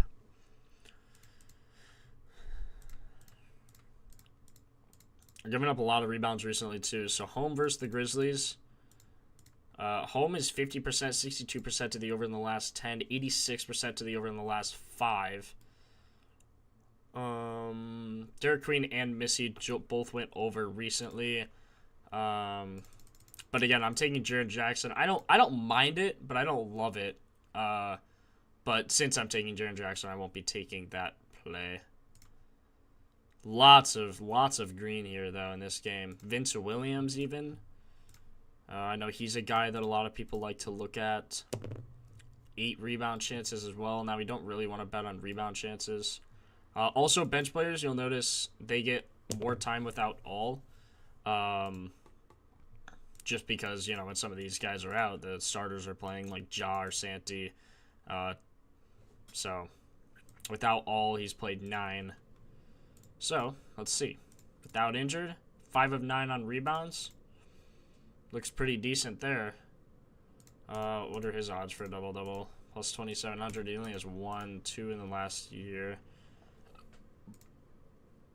I did take Draymond PR the other day. Was that last night? Was that yesterday, guys? That one was recent. He only had 8. So that one felt good. Love that.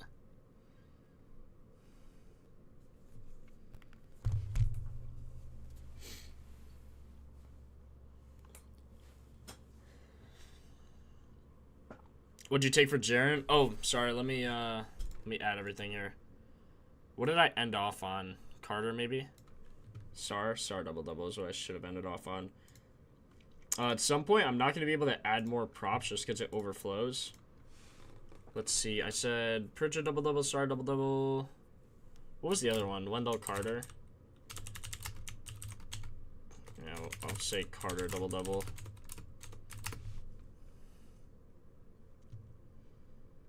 Carter double-double. Carter over 7.5 boards, rebounds. And I put B instead of R. And double-double. Again, go light on these double-doubles. Now, I put, like, you know, half a unit and then maybe something on a parlay between them. Transaction over 5.5 rebounds and a double-double. I think JJJ rebounds is probably my favorite. Now, let me get the poll going here. We do, unfortunately, need to restart our streak. So let me get the poll going. If you guys are new here, I do a poll every single day to add or to create a new streak. So if you guys are new here on Underdog, not sponsored or anything, but on Underdog we run a streak. So you hit 2, and then all the following days after you, I think you need 9 more, and then you 1,000 extra money. So this is a poll for the first leg. Let me know what you guys have as your favorites. Let's start here with Sar over 10.5 rebounds and assists. Now here I do put my favorite ones. So put Carter over 7.5 rebounds. I personally bet everything I favorite and everything that I show you guys here. So please don't think like, you know, these are my favorites. These are the only ones that I'm hitting. These are the only ones I'm taking. Nothing like that. But actually, recently, more often than not, my favorites have been the ones selling my parlays rather than cashing them. So anyway, vote on this poll. Let me know what you guys have as the first leg, and we will restart our streak today. What happened yesterday? Like, Diabetes didn't do anything. I believe that was the case. However, still up 12 units yesterday. Most important thing when you're betting, guys, please, please, please be careful with your units. Okay, I will check that again in like 10, 12 minutes or so. I wish on this general research page for the rankings you could cycle between 10, 5, 15. Yeah, I agree. I agree 100%. If you're in our Discord, please put that in the suggestions so we can track it. If you're not in our Discord, I'm going to type !Discord, !X, so you can join both of those.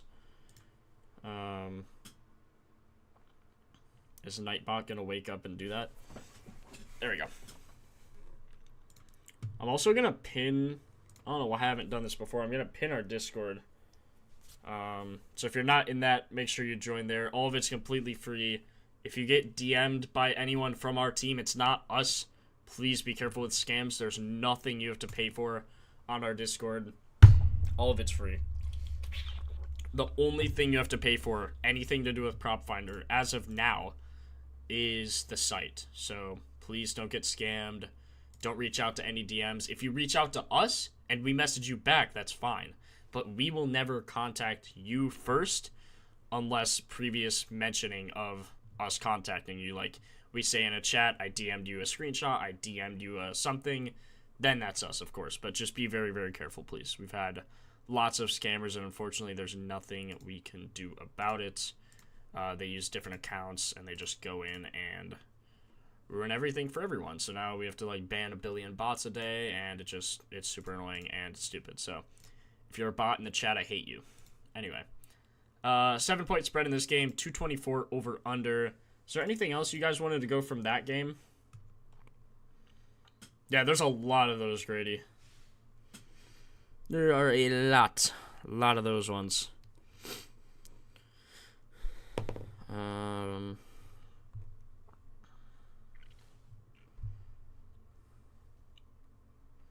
Shaden Sharp over 4.5 boards. I had him the other day, man, and he got 4. That was so tough. He had 9 chances. Come on, man. Like, look, let's see what happens when he gets 9 chances. He's 13 of 19, 68% when he gets 19 chances. And I bet without injured, 3 of 4. He had 6, 7, 7, and 4. And of course, I took the game when he got 4. I mean, come on, man. You guys can see the data don't lie. Even if the bet doesn't hit, the data just don't lie, man. Killa, I wouldn't be doing this if it hasn't, brother.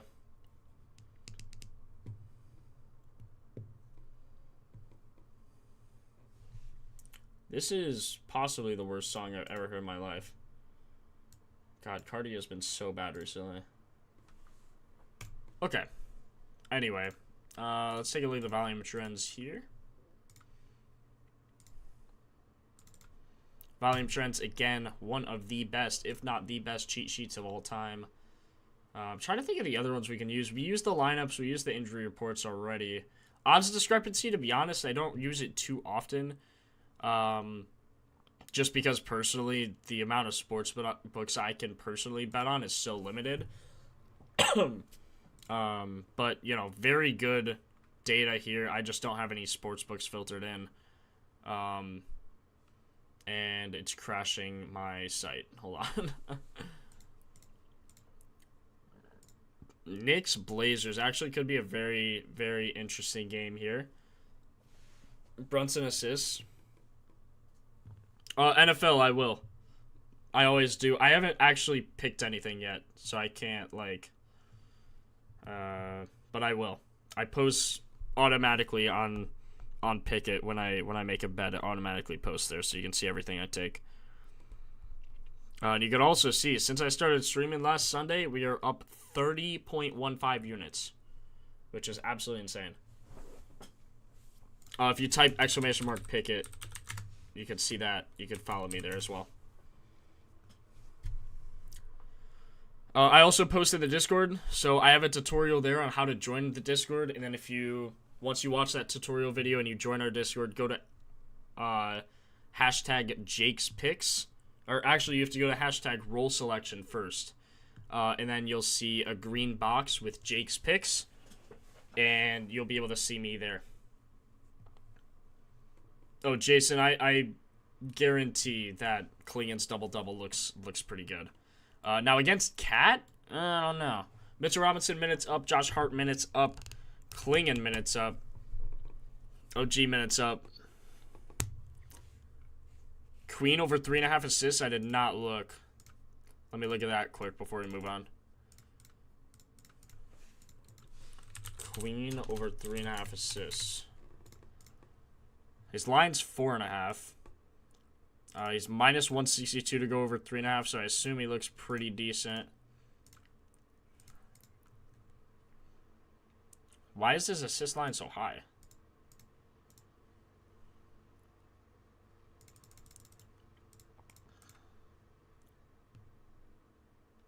I would not... I don't like his minutes at all. 17 randomly in that game. It's because they won. Zion got most of the bulk. Trey Murphy as well. Last 20. His minutes are really, really weird, man. On a back-to-back, he doesn't play at all. Unless that's just random. 11, 13, 14, 16, 18, 21, 23, 25, 27. Yeah, he hardly plays on a back-to-back. If you ever see him on a back-to-back, probably just take his under. Look at that! Look at that! Oh my god. Now, this game is not a back-to-back, so something to keep in mind. But I'm just saying, like, him on a back-to-back, holy, it doesn't do anything. Yeah, I'm not gonna even look at that any longer. I don't like it. It's freaking me out. Cat points. Well, look. Let me look at the volume trends quick, just so we can get a better understanding here. Again, Mitchell Robinson up. Hart, Sharp, Camaro, OG, Landry, Shamet. Klingon's rebound chances are 30. He's getting 30. What? How? Oh my god. He got 37. He had 20 boards last game. And if DJ had 12. They got half of their team's rebounds. More. That's insane.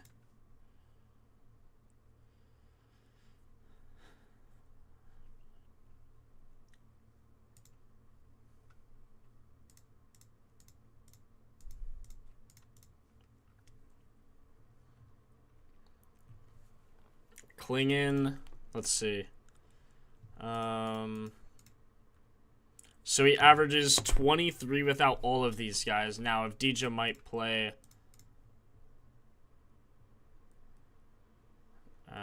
good, it's just taking out the current injured. So, these games, 28, 28, 30. Man, in those games, he only got 8, which is interesting. This could be a trap game for sure. They're only giving up 12 on average to all centers in the game, and his line is 12. I know he's not technically like an average center. Been playing well recently, but so he gets 20 chances. Recently he's playing 30 minutes. I'll put him at 28 to be safe. Again, I always go under. So we'll see what he gets there. 13 of 16. Now, he didn't hit against the Knicks. And yeah, Cat just outboarded him. Now, Sharp went over. If DJ got 5, Kamara got 6. Cat versus similar defense is 90%. It's pretty good. So I actually don't love Klingon. Now Mitchell Robinson up last game even with Cat. Wow, they have no one injured. Josh Hart's probable with Brian doubtful.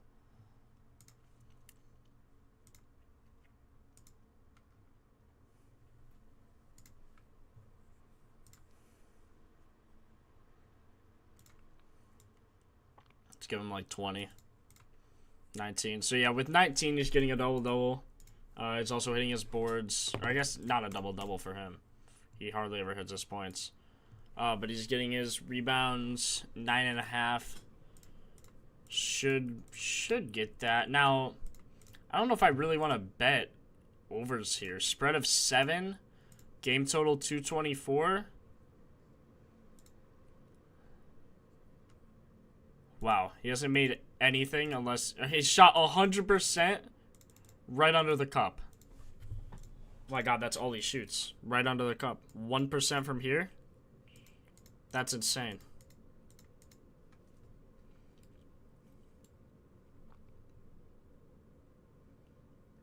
Ryan, the reason he's looking a little worse recently is because he got injured.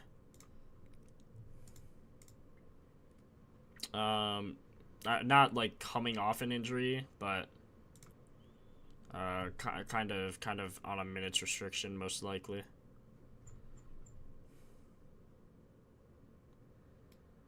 See, I just don't trust him to get the minutes. I mean, of course, in the minutes or the games he went over, he got 26, 25, 27 minutes. Let's just see what Propfinder's telling us here. This is why you use it. A lot of unders, so they don't really like anything over. OG and Anunoby over, which is interesting. 3 of 3 head-to-head. 1 of 1 with the current starters. Got 7 on 14 chances.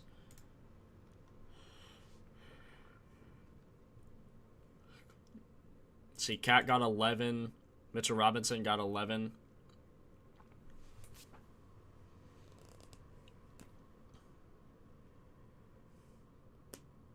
Yeah, Dan, I agree. Yo, what's up, C's? What up, what up? Let's also look at Cat quick. Someone said he's 90% on a similar defense. I assume on the rebounds. Nope. Not on the rebounds. Oh, points. Wow. Yeah, that looks insane. Now, 119. Was that before? That was before his injury. So he got 20 minutes, 16. He's back at 35, but he's still not 100% shooting-wise. So I would probably...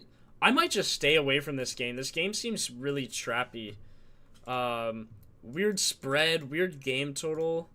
I think a lot of these guys probably get 10 rebounds or so, but don't hit their line because their line's just above 10 at, in Klingon's case, either 11.5, Cat at 12.5. You can just see, like, guys coming off injury just don't shoot well. He also only shot 2 times here. So yes, he does look good with a similar defense, because they have a really bad defense, to center with points especially, but don't love it just for him coming off his injury. Like if you gave me this in a vacuum, yeah, I'm taking it 100%, 10 out of 10 times. But recently, 1 out of 5, 3 of last 10, 9 of last 20, only 56% on the year as well. Shot 5 of 15, 3 of 11, 2 of 4, 5 of 8. 5 of 8's not bad. Still didn't hit his line, though.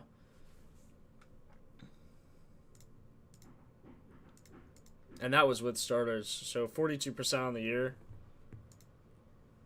I don't know. I don't really like... Wow, Josh Hart's actually favored to go under here.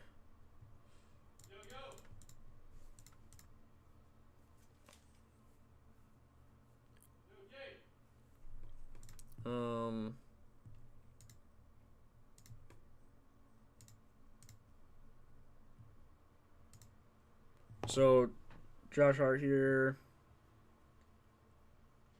Not a lot I really like, so.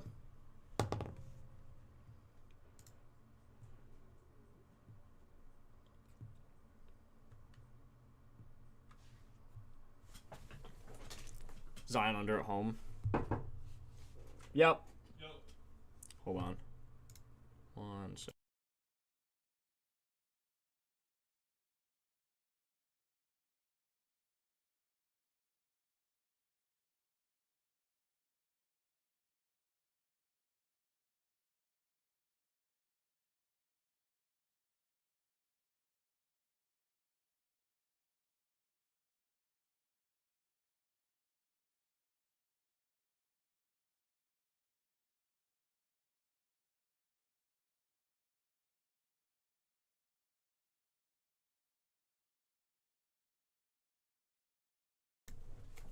Sorry, guys. My roommate has to be woken up like a... I don't even know. Whatever. I'm back. Thought it was the maintenance guy for a second because our washing machine's broken too, so that would have been bad. Anyway, totally random and off topic. Don't really love this game. 7-point spread. Game total's a little low as well. And you can see Propfinder even favors the unders. Bridges doesn't look great. Fears over RA. We can look. Zion under at home. Hold up.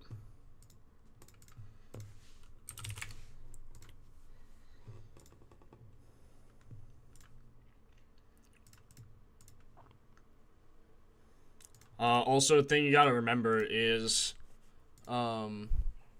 he was on a minutes restriction. See, look, 14 minutes, 29 minutes, 31. He should get at least, let's see.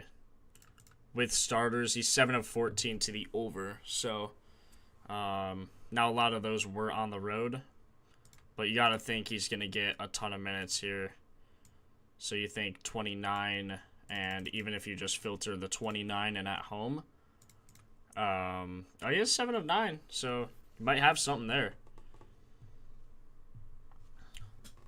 The claw over points.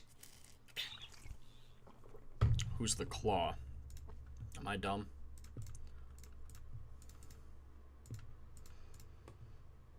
I don't like this game. This game feels way too trappy. We also just have to kind of move fast here, so I'm just going to skip to the next game if that's okay with you guys. Spread 7 under over under 211.5. Game you definitely want to take unders here. John Collins, Chris Dunn. Yo, appreciate the sub, Fat Smith. Fat Smith. Kawhi. Oh, Kawhi, okay. Duh. I thought we were still talking about the same game. I'm like, huh? Claw over points, good matchup, lying good. My God. This also seems trappy. Jokic back, though.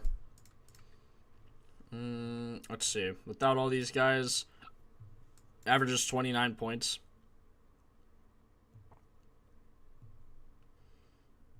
So he averages, like, let's see, 18 shots, what that looks like. 19 of 22. His line is lower than usual, I believe, right? Man, he's favored to go over 23.5 on DK.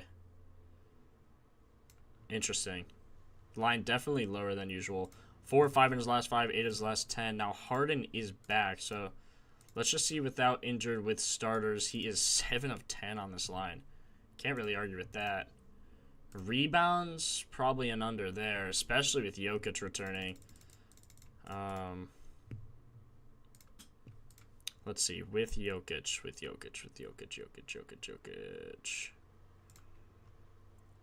Nope, 5 of 7 to the over, so I don't like that.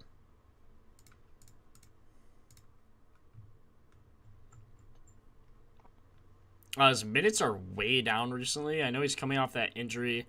Are his minutes going to go back up? Because that's a little scary. Now, this game, he only shot the ball 13 times. But he went 4 of 7 from 3, 26 points, 6 of 9 from the line.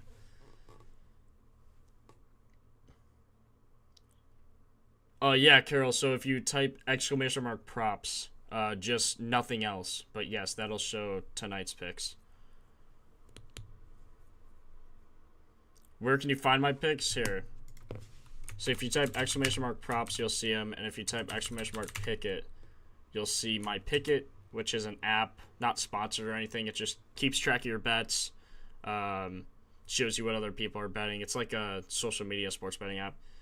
And then you can do exclamation mark like Discord. You can see mine and a lot of other of our cappers props there as well. And then our Twitter. And I think those are all the commands. Do we have any more? Yeah, I just have Twitter and X. Both of them do the same thing. He will get 30 minutes. I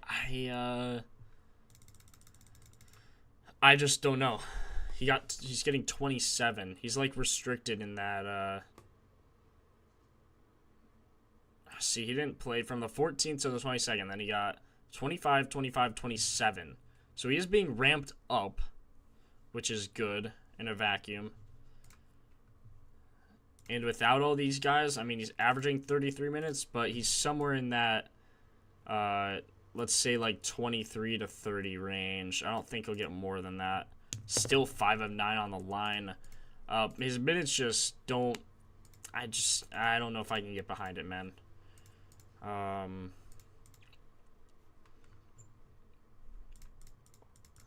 Threes, not against the Nugs.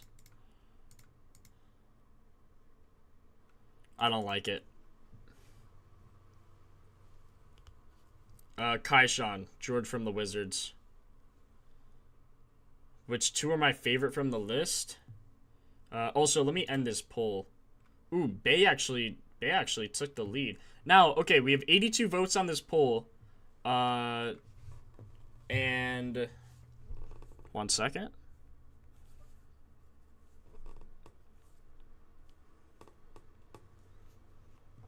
$170 watching. We have 82 votes on the poll, and we have 53 likes. Come on, do me a solid. Hit the like button. Sub if you're new here. Turn on some noties.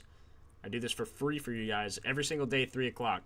Anyway, those guys are pretty close on the poll. Do we just do Bay and Sar? Honestly, like I say, we just, at this point, just do Bay over 22.5 PR, Sar over 10.5 RA. What do you guys say? What do you guys say? I mean, I could run a new poll if you guys want, but Bay and Sar, 33%, 38%. I mean, I'm fine with that. If you guys are, let me know. Opponent rating, where is it at? Just like the vid. Opponent rating is... This is all the defensive rating right here. So you see defense versus small forwards, point guards, shooting guards, power forwards, small forward, center. All of it. Sub and like. I liked it. Appreciate you, Grady. As always, bro. See you in here a lot. I like Anthony Black assists. A lot of you guys like it. Nice, like. what you think. I mean, I'm good with it. I say we just run it. I'm going to run it right now. So again, Sadiq Bey, we do... Oh my god, he doesn't have a line for it. All I see are his points. Oh no. Let's see if Sar has the line of 10.5. He does have his line 10.5 RA. Unfortunately, we can't do Bey PR. Okay, so maybe we will run another poll. I'm going to end this. We can't do Bey 22.5 PR. I do think that is the best one. I actually ended up finishing first. However, we can't do it. So we'll do Sar and then JJJ over 5.5 rebounds. Carter over 7.5 rebounds.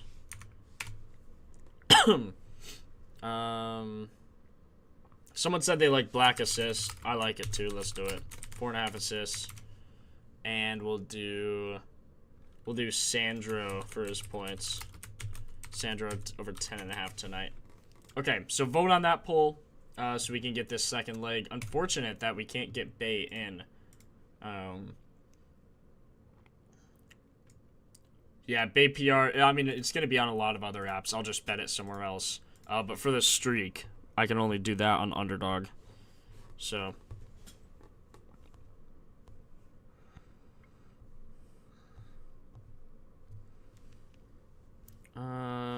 Okay.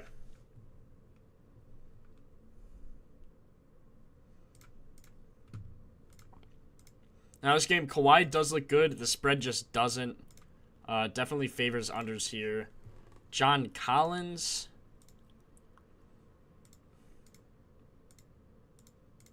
Without injured with starters, he's actually over this line more often than not. Now they do have to face a hard matchup. Still gets one. Oh, recently they've been a really hard matchup to go up against. Last time he had 7 boards, only 2 rebounds. 50-50. Let's see. The over-under at 4.5 away. So they are the away team. I don't love it. Don't love it.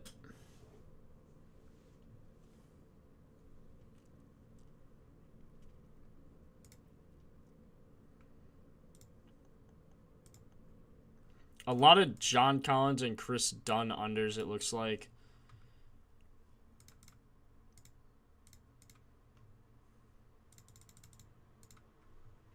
Chris Dunn under 3.5 assists is 4 of 4 in all these games.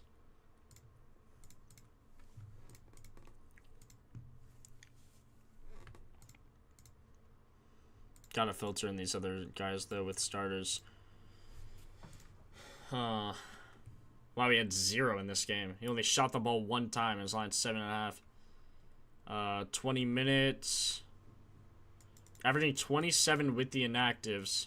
However, Kawhi is back. How does that play into effect of these things? 31 to 32. His assist under usually does hit. 75%. The spread is 1.5 because Jokic is playing. It's not so much the spread, Jonathan. It's more so the game, the total. I mean, it says it's 7. I wouldn't be surprised if that changed by now. But the game total 211. That just points to low paces. I know the Nuggets are low. The Clippers are also 29th. So 23rd and 29th pace. They're only getting 199 opportunities per game, which is very, very low. Yeah, spread is 2.5. Interesting. Up to 219.5. That's not high enough for me. Maybe high enough to bet Kawhi. Oh, man, his matchup is really good. Do we just take Kawhi for his points? Is he gonna get minutes though? Like, see, even his his head-to-head, but the pattern does look good. He missed, hit, missed, hit, missed, hit, missed. Should hit, right? Surely. Just kidding. 8 of his last 10. He's got 30-minute average, but look, he got 28, 30, 30, 30, 25, 25, 27. So something's bothering him, you could tell. It's just like, what is it? What is it? Now, is it just because they're blowing teams out, actually? Actually, could just be a blowout factor, honestly.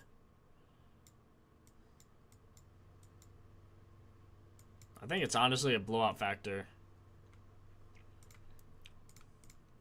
12 of 15. I mean, okay, you can't not take this. He should clear this.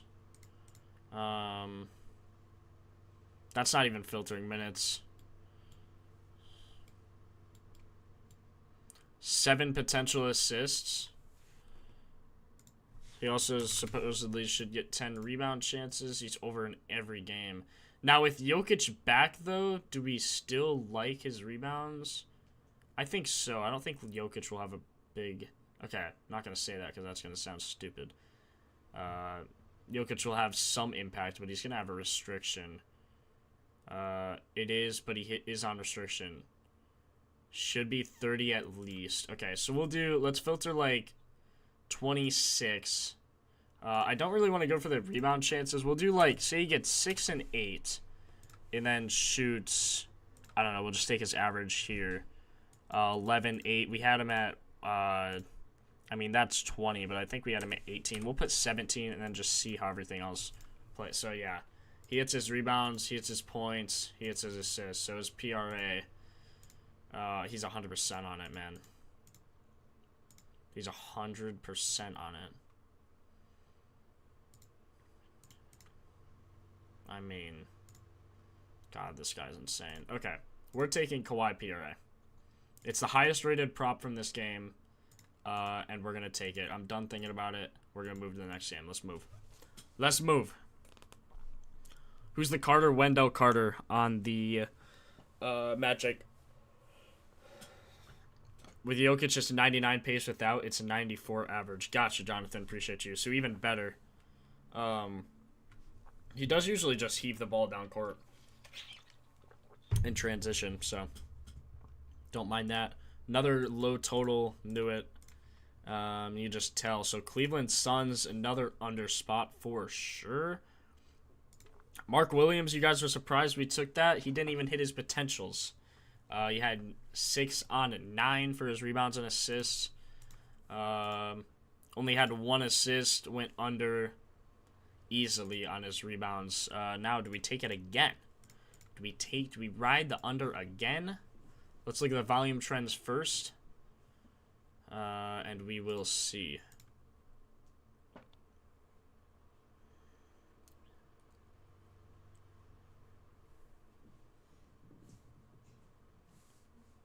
Kawhi is the longest streak, 20-plus point games. Ian, thanks for the sub. Going to the safest pick. Anything else you're reaching? I'm taking his PRA. It looks the best.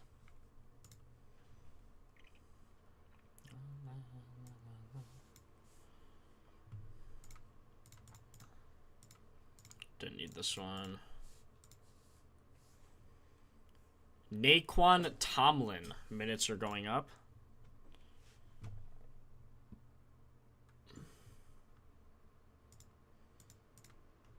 Without Garland, Mobley, and Strus, he's 100% on his point line. 3 of 3 here. He dropped 24 in 46 minutes. He dropped a double-double. Oh, my God. His double-double odds have to be like... Yeah, he doesn't even have odds. I mean, somewhere I'm sure you can bet it. 23 chances. That's insane. Absolutely ridiculous. I'm not going to bet on this guy, though. I don't know what I'm doing. Okay, Tomlin minutes up, Grayson Allen minutes up, Brooks, Godwin, Mark Williams, Gillespie. Again, though, we do want to take unders. So DeAndre Hunter under, Sam Merrill, Donovan Mitchell. Sam Merrill, Jared Allen. Sam Merrill looks like the common. Sam Merrill and DeAndre Hunter from the Cavs. Actually, let's just look at the Cavs first. DeAndre Hunter, Sam Merrill.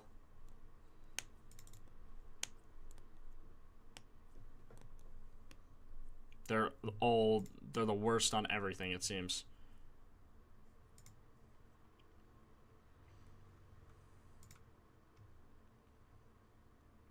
Said 13, 19, 13, 19, 21.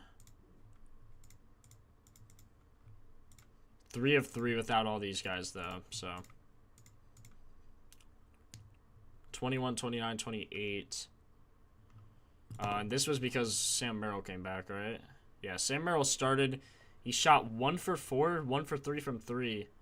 Got 4 points. What's his line on points? 11.5. He got 3 and then 4. Also a hard defense for him to go up against right away. 1 for 3 against him normally.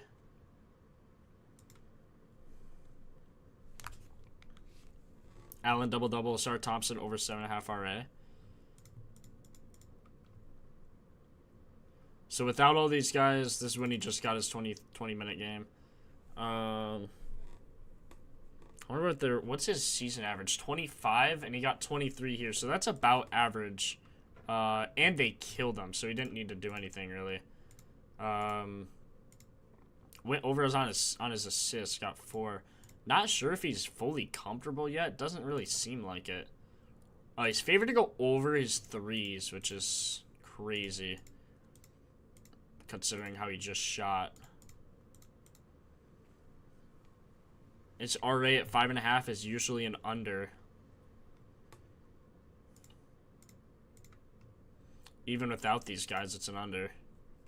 His rebound chances go from 3.9. Man, he had 0 in 2 games. He had 0 rebounds? He had 1. He had 1 rebound on 0 chances.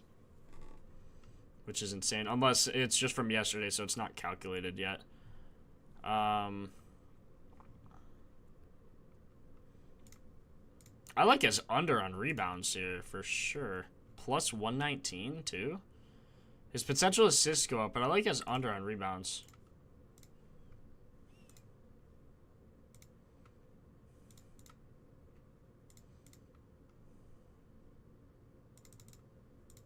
Yeah, with Jared Allen, too. Yeah. For those odds, I like that. 60% to the under, facing a good defense, which makes it hard on him. Hasn't cashed in a similar defense at all. I like that. Definitely like that. Jared Allen, too. Jared Allen hasn't gotten nearly as many rebounds recently. I think his chances actually go down without Mobley. They do, slightly. Should get 13. I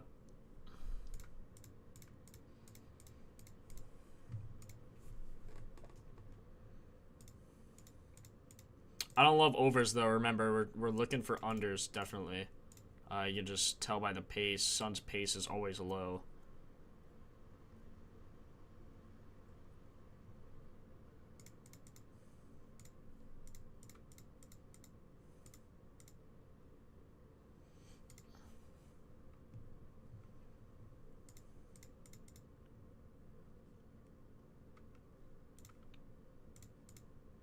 He had 26 with the starters. He shot 8 of 11.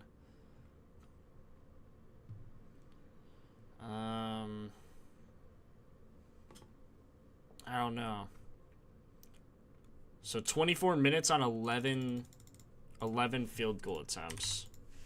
Okay, when he gets 11 field goal attempts, he hits.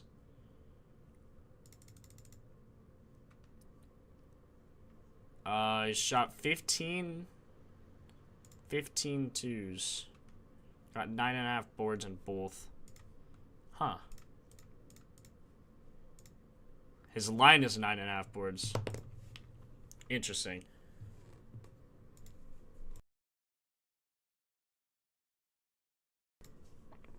This is, I don't know on this prop. I don't know on Allen here. What do you guys think? You guys like Allen? Game script says under. But I kind of like it. Now let's just look without Mobley just to see. His minutes are a little sporadic. Let's see what Mobley out with these starters. So he hasn't hit his rebounds at all. He hasn't hit his points or his rebounds. His assists he has. -1 CC to go over that though. Man, not with this. I can't get with this line on this. Yeah, I don't like it. Double-double only +135. His minutes recently have been too concerning for that. Like, look, 10, 9, 15, 15. Why don't they only get 18 minutes here? He had 5 rebounds. Like, bro. 5 rebounds. Dean Wade had 7. Musa had 14. Of course he did. Okay, let's look at the Suns now. Did we only take Sam Merrill? Yeah, only Sam Merrill from that. Grayson Allen, Dillon Brooks. No one for rebounds. Potential assists. Dillon Brooks is going up. Because of course he is. We took his under on RA and he smacked it. He got 12. Holy cow. So without Booker. See, man, I took it without Booker and now he's just averaging an insane amount. Or it was without Booker and Jalen Green. 7.2, 2.9 potential assists. Again, we don't really want to look at overs here, so let's actually take that off. Mark Williams' rebound chances gone down 7.8. Wow. Without Devin Booker, chances go down to 12. Wow. 8.5 for his line. Poof. That is crazy.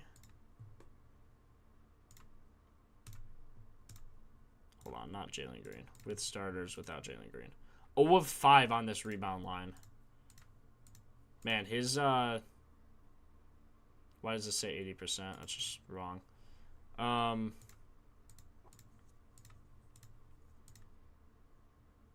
His under on rebounds looks really good. And points, for that matter. 6-5, 4, 6-5, and he's only getting 10. Got 5 of 7 from the line, and he still didn't hit. That's insane. I like his under on PRA. Ooh, on a back-to-back? Is that why? 29th. Yeah. Ooh. Definitely on points. Just his PR, honestly, or PRA, either way. PRA for sure, under. Oh my god. Oh my god, under. Oh my god, under. -160 to go under? Yeah, give me that right now.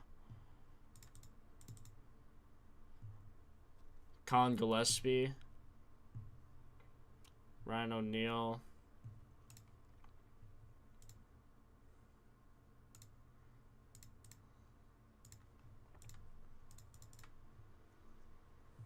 Potential assist 7.8, only slightly down. But without him recently, his minutes are up. He's just shooting more, I guess. Yeah. No, actually, he's not shooting more. Or no, yeah, he is. He's attempting more threes. Honestly, nothing else I really love from this game that I could see from here. Yeah, let's move on. I like what we have with that. Mark Williams under, Sam Merrill under. I like that.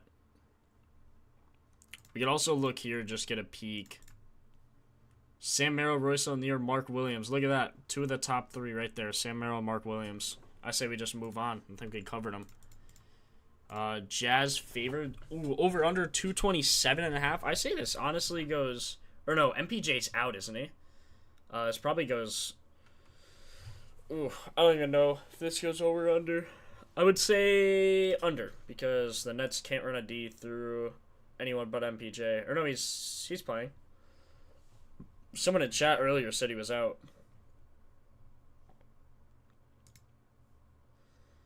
Okay, Nick Claxton over 3.5 assists. What are we thinking here?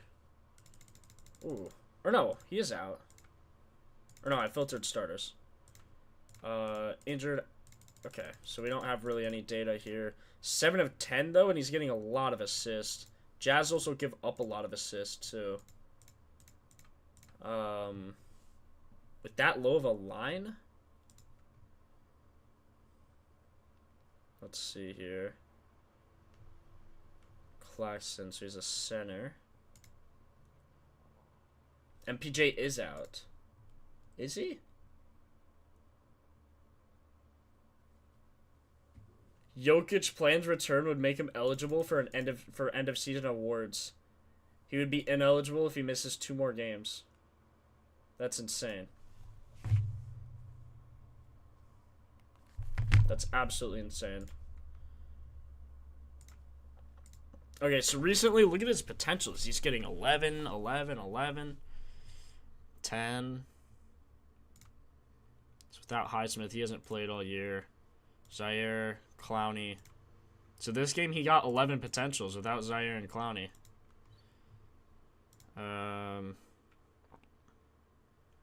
Average is a decent amount there, so you can filter him on 20. Just say 25 to be safe. Let him get some playing time. So 6 of 10 there with some decent potentials. And without Clowney, he's getting 11. So he should get at least 8 or 9 potentials. 75% now on a similar defense too. He's cashing. This could also be, you know, I'd take, I mean, up to 5.5. He's hold on, let's filter his minutes. That's what he should get, but he had got 8 and 6. I think his normal line's a smash. 3.5. Give me that over. Give me that over. 5 of 6, even on just on a similar defense. He just had 8 against the Suns. 8 and then 7 against the Nuggets. I like it for sure. MPJ is out confirmed. When? What? Porter. Craig Porter Jr. down there to questionable. Oh, right. Personal. We already looked at that. Not quite sure why he's not showing up, honestly. That's okay, though. We can just filter him out like this. So he actually doesn't get a lot of assists without MPJ. Yeah, let's not take that. Let's not take that. MPJ changed everything there.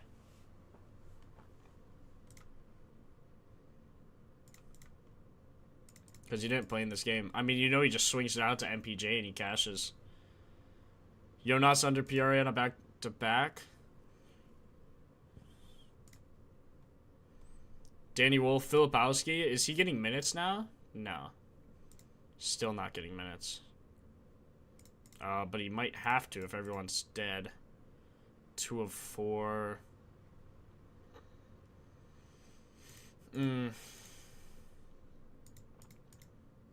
Wow, he got so many assists. He honestly should go under. But without MPJ, this game's also weird. I think this game goes under. But I think it has a high pace. There's probably going to be a lot of rebounds in this game. Which is kind of what they're expecting here. It seems at least. 12.5 potentials. Wait, who's questionable? Oh, yeah, Cody Williams. Let's see what happens when he gets 12 rebound chances.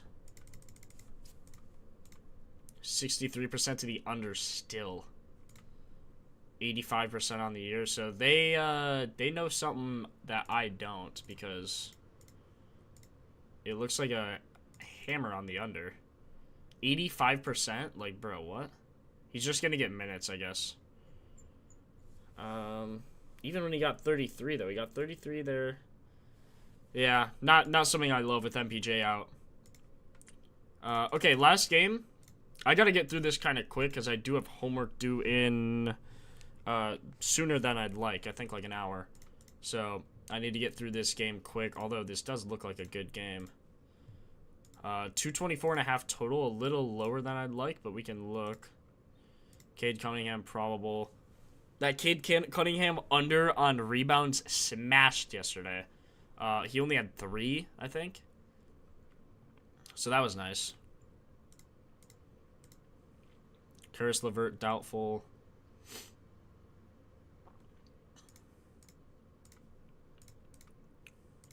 No. Ooh, on a similar defense, though? 3 of 4.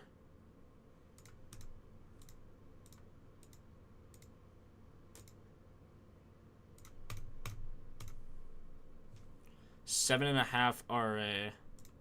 Wow, they give up a ton. They are on the road. 100% to the over in the last 5. And he has a great Propfinder rating. I feel like you gotta just take that. Minus 119 as well. 3 of 4 with these splits. That looks good to me. As long as he's getting decent minutes. 23 in his last 5. Why is he getting that? Oh, why is he getting bad minutes? No. Come on. Why are you getting dumb minutes, Asarb? Without Cade, he got 30. Without Old, he got 20. Or no, because Cade. Without Torrey Smith and LeVert, that's what we need. We need these guys out. 7 of 12, 58% on the year. With a similar defense, yeah. I mean, you just gotta take it here. You just gotta take it. Now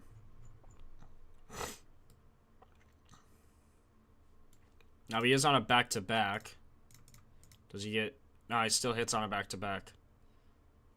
I'm going to filter 26 minutes without those 2 guys and see what he gets. Or not 26, I meant to say 24. Not with starters, without those guys. Without injured. Torrey Smith, we also want to do without Karis. So he's 2 of 5 on that. He's getting about 5 potentials. And, man, not much. 6 and 3 maybe. Then you take all this off. I mean, I just got to take it. I like it. You got to take it. Think he gets in foul trouble? Is that why? Average fouls? Yeah, he does get in foul trouble. 5, 5, 2. Man, he gets in mega foul trouble. But in last 10, he's 9 out of 10.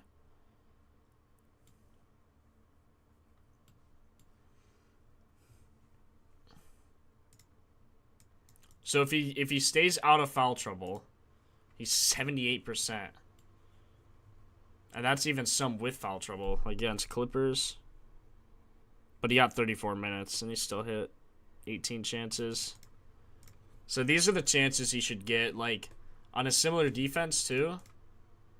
He should get at least 7 and, like, 4.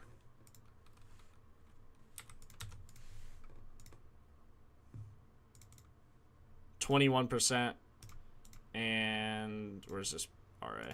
90%. Yeah, we're taking that easy. Yeah, Jokic is back for dinner on him. Yeah, I know. I know he's back, Paige. Still a good prop, agreed. Duncan Robinson. Duncan Robinson, definitely possible.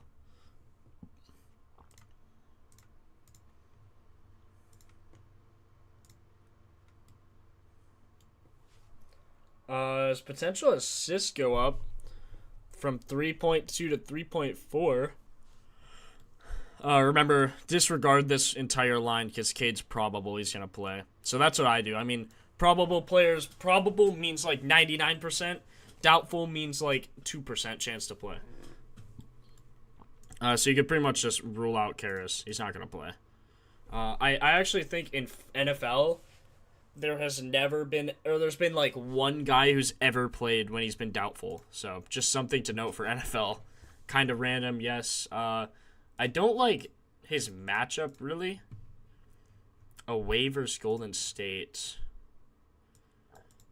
Leaning over, so that's good.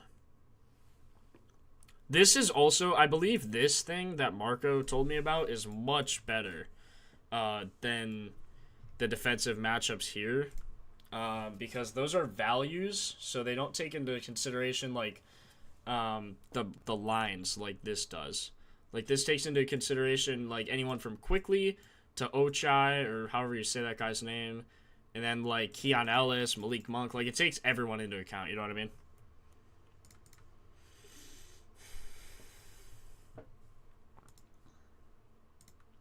Ooh, Al Horford without Jimmy buckets. Rebound chances go up to 8. Potential assists to 4. So what does he get? 8 and 4. 8 and 4. 5 of 8. 1-on-1 head-to-head.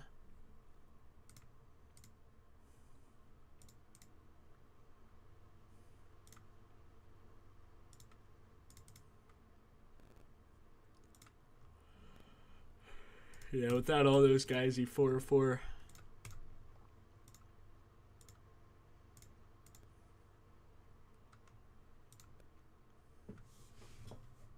Should be a decent prop there for sure.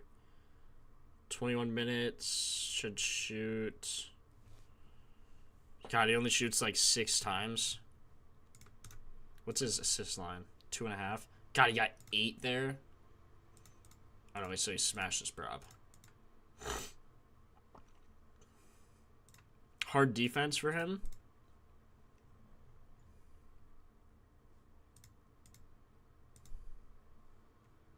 Yeah. Not trending well for him. Although the prop does look good, it's not trending well. Wow, without Jimmy Butler, 10 rebound chances on average. That's insane. We almost have to take Quentin Post here. Literally without Jimmy Butler, I bet he's hit every single game. 8 of 11. Oh, what? He only had 5 minutes here, so you can disregard that. Didn't hit against the Thunder. Didn't hit against Philly. That doesn't really surprise me. Now, he does have to play Jalen Duren. That is a hard matchup for him, though. All the red, yeah. That's a hard matchup for him. Very hard matchup for him.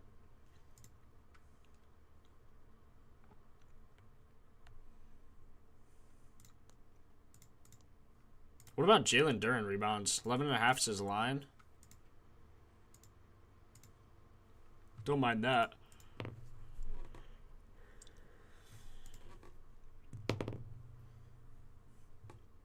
Wait, actually, what is Post without Kuminga as well? Does his line look even crazier without Kuminga, too? 5 of 6. Oh, my God. If this guy doesn't get 3 rebounds, bro, or 4 rebounds, he's plus money to get 4 rebounds. Dog, he's a center. Like, actually, what? What do you guys think on this prop? Curious. I mean, you gotta think he hits, right? Now, with Horford, though, is he under? With Horford, with Trey Jackson, Jay, nice, still over. I don't get why he's plus money. I think the odds are too good to not take him at plus money for that prop. That seems really, really low bally. Ranked 30th defense, and he got 7 rebounds on 16 chances. I think he can do it for us for sure. Even PR, but I just like his rebounds. I mean, only 4 rebounds.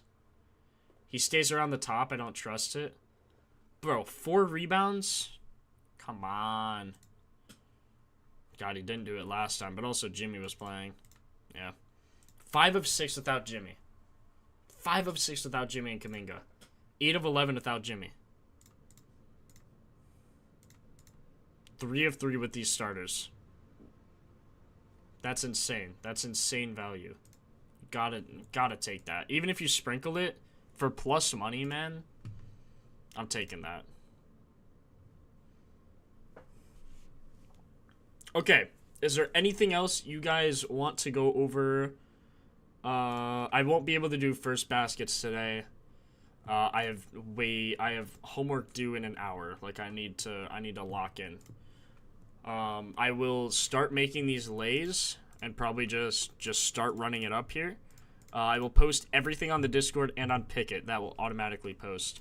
Paolo points. Let's go over that first. What's the Mortal Mega Max tonight? JJJ Boards. I think he's my favorite pick.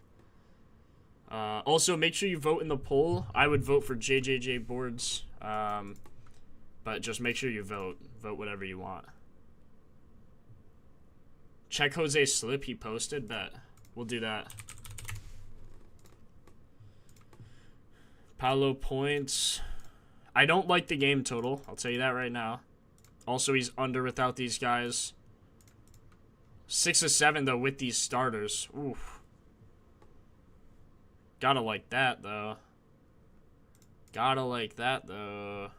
Hold on. Hold on. 36.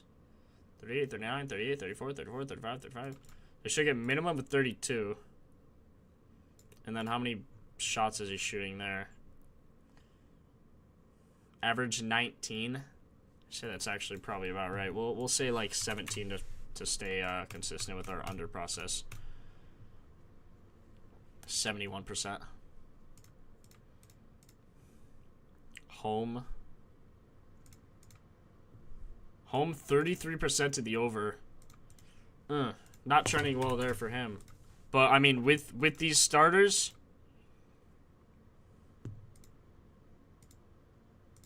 what?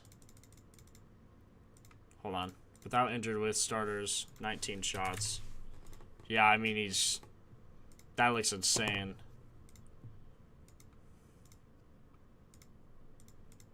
Looks insane. Yeah, he does play on the outside, but tonight against Duran, like, you see what they did against Musa? Hold on, let me show you guys something here. So against Musa, on a similar defense, when he had a hard matchup, right? Look how high his chances were. Even all these games where he had hard chances, they have him stand under the bucket and grab rebounds. Why? Because if they don't, they're going to lose. You can see this game, he did his job. He got 7 of 16 potentials. This game, he did his job. This game, he also did his job. They still lost, but they also didn't have Curry and everyone else. They had Pat Spencer starting, Moses Moody, Gui Santos. Like, who are these guys? So in a hard matchup on a similar defense, they're having him stand under the bucket and get a million chances. I mean, these last year he didn't have minutes. But you know what I mean? It's just I like taking guys who are just getting chances, especially at plus money when he's already 7 of 10 without these guys. I mean that the odds are just insane there. And with starters, he's over in every game. Every game. I don't think I can not take it there. So also without Jimmy, he averages 9. I thought it just said this must have just got added. I know for a fact that just said 10. But when he gets 9 rebound chances without these guys, he's 10 of 11. I mean, you just got to start it. You just got to trust it. If you want to know my bets, type ! Pickett. I'm going to talk through them. But I will not be able to, like, walk you guys through everything. I'm just going to bet, you know, what I can right now. Okay, so let's do the streak play. JJJ won the poll barely. 42 to 41%. So we're going to be doing JJJ and let me make sure Sadiq Bey is not there now. If he is, we'll do him. He is not there. Okay, so we're going to run... shoot, who was it, guys? Who was our first one? Sar over 10.5, and we are going to do... whoever we just said. JJJ. Jaren Jackson Jr., 5.5 boards. Okay, so we're going to do $5 on that. and we can 1,000x our money. So if you're tailing that, tail it on underdog. And yeah, good luck to everyone who tails. And now I will be making my actual bets. So I'm going to do Sar again. I'm going to do Sar. I'm just going to do the same play. Sar and Jaren Jackson Jr. We're going to run a unit on that.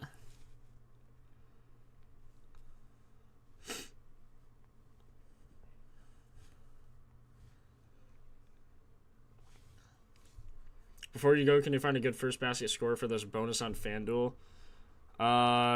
Possibly. We'll see how long this takes. I'm going to have to be bouncing around through a lot of different sports books because I can't find lines on SAR. SAR doesn't have it. All right, let me check. Chalkboard usually has some good stuff. Appreciate it, Grady. Thanks for stopping in, man. Any tips? I have a video on that, Tara. I do have a video on it. Basically, look at the highest tip percent. If you can't get the first tip, you're not going to get the ball first. You're not going to get the first shot. Odds of you, I mean, you know, sure they can miss, but you want your guy taking the first shot. Okay, so I'll be taking SAR on, let's see, probably chalkboard unless I get crappy odds on Jaren Jackson Jr. for his rebounds. No, I get good odds there.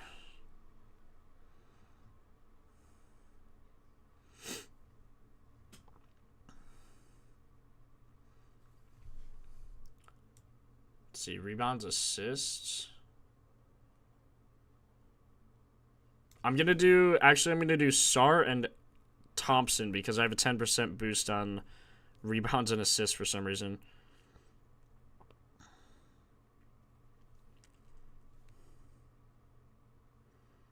And then we'll run Jaren Jackson with something else.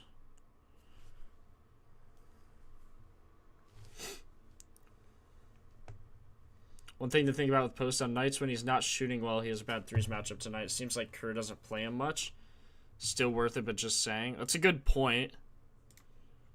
It's a very good point. Appreciate you pointing that out, brother. Definitely doesn't have a good threes matchup. You're right, he does shoot like half threes. Let's see how he performs against a similar defense. You're right, he is. He didn't shoot there. 4 of 7.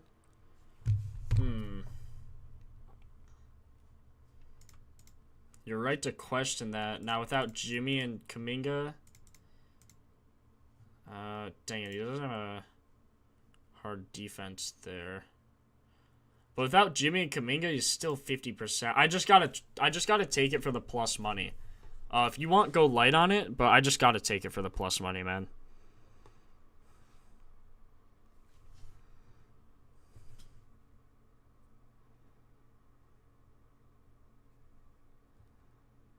Include legs from different teams to create a valid entry. These are different teams. I'm betting on SAR and Thompson. What are you talking about, Chalkboard? Are we for real?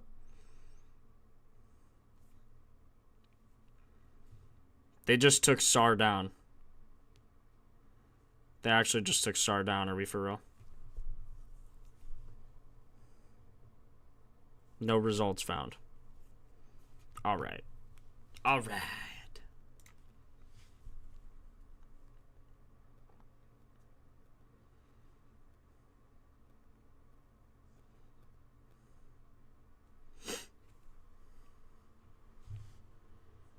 Can you click on the prize picks tab? It's say.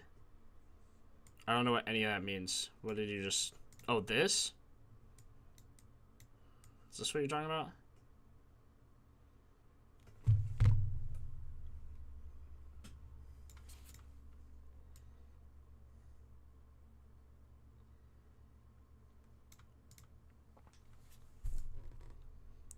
George, Sar, Derek White, Sandro... It's a good point. I should do it like this. We have a 100% boost for a 5-leg. Might have to run something on that.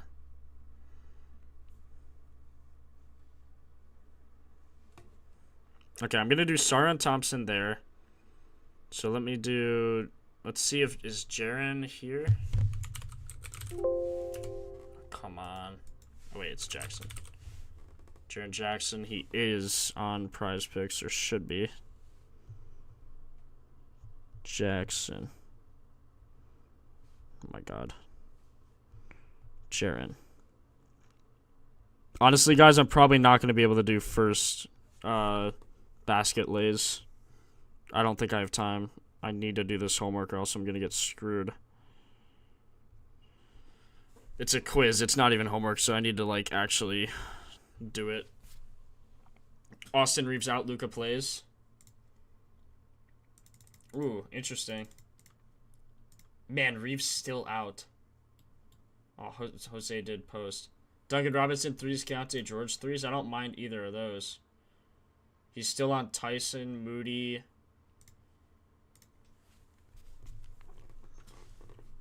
Okay, Jaren Jackson is not on Prize Picks, so I will be betting on, I don't know, Sleeper. 1.61. No. Sar back yet. Sar's back. Okay, so let me run this quick. 10.5. There we go. And then I want to use this RA. Okay, there we go. That worked. Okay, now let me do... So Sar just worked. So I did those two. Let me do... Sadiq Bey is not on Underdog, so let me see if he's on Chalkboard. We'll do his PR. Amari Bailey is attempting to return from college basketball despite having played in 10 NBA games. I don't... Bro, what? Was Sadiq Bey's line 23.5 or 22?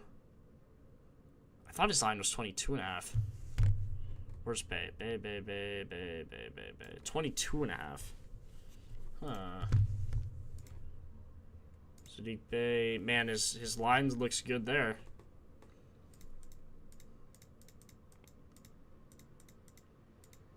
At 18 of 20. That's crazy. Appreciate you, AG. Try my best, brother. Underdog just locked Wendell Carter's Jr.'s double-double. Also locked out Stars RA. Yeah, I mean, that's typical.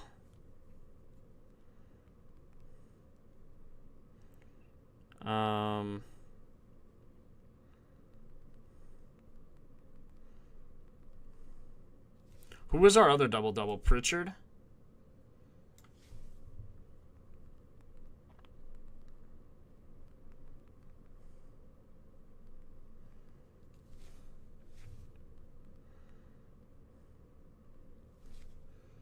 Did we have another one? I don't think we had another one. Kawhi could be worth a check. His odds probably aren't worth it, though. Plus 1,300. Oh, my God. He's getting 10 chances. He won't hit on his... Man, 3 out of 4 head-to-head? 4 out of 4 head-to-head? Oh, on his rebounds. Man, his double-double... Man, that is... What? And all of those games were with Jokic, right? Man, he could be worth a peek for sure. Holy cow. Okay, without... So screw Bogdanovic then. With starters? No, not with any of these starters. Harden. Oh, Zubac. Wait, no, Zubac did play in these? What?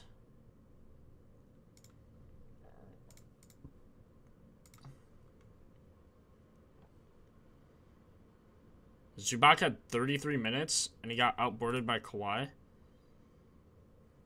Wow.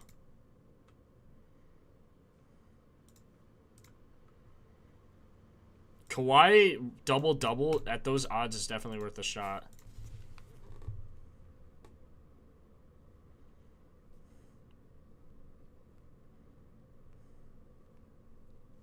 That seems crazy. Oh, those were playoff games? Is that why? Oh, that's why. Yeah, you're right. Never mind then.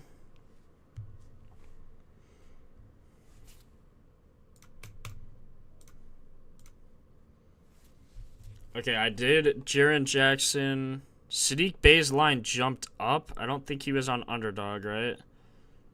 For 22.5. He's not. Bay. Why am I in NHL, bruh? Bay.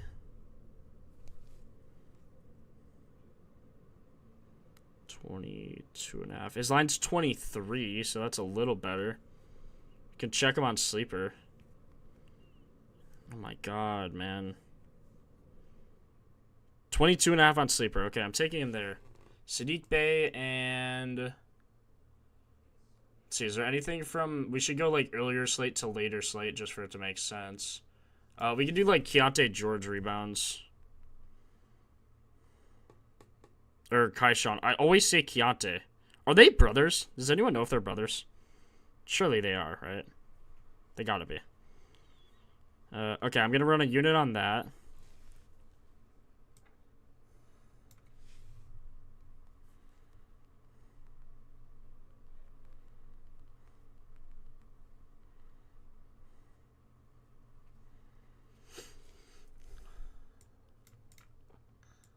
Okay, my preferred book is Underdog, so I'm going to try and bet everything else there. Derek White under. White under PRA. His line's now 33.5 on Underdog. So I'm telling you guys, man, the data don't lie, brother. The data don't lie. Make sure you guys like up the stream. Let's try and get like 100. I have no idea where we're at right now, but maybe we can hit 100. I mean, there's 131 of you in here right now.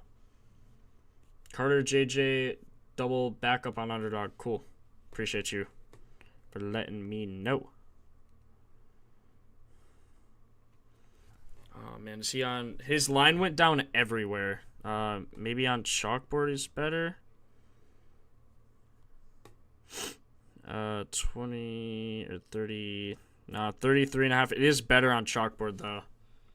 Best place to bet it is Chalkboard, and we will take him with Sandro. Sandro over 10.5 points. That's a really good bet there. Good odds. Anthony Black assists. Chalkboard might be better than Underdog, to be honest.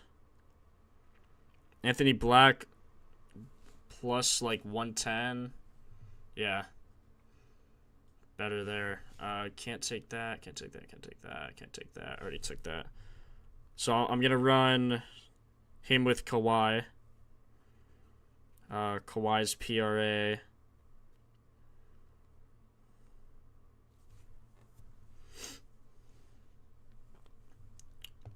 I don't run it on X, no. I don't run it on X. I post on X when I go live and things, but I don't, like, run it day to day. That's a Marco who runs it. Maybe I'll run, like, Merrill and, let's see, I don't think I have any boosts anywhere. I think I'm gonna run Merrill and Post, since they're kind of plus odds. So I'll run Merrill and Post on this last one here.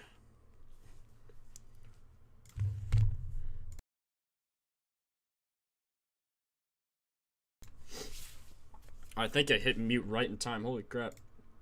Just sneezed my nose off. Okay, Merrill here as well. Let's see him. Merrill. They have nothing on Merrill. No, they do. I just spelled it wrong. Merrill under assists. He's probably Goblined. He doesn't have an assist line. He literally doesn't have an assist line. Okay.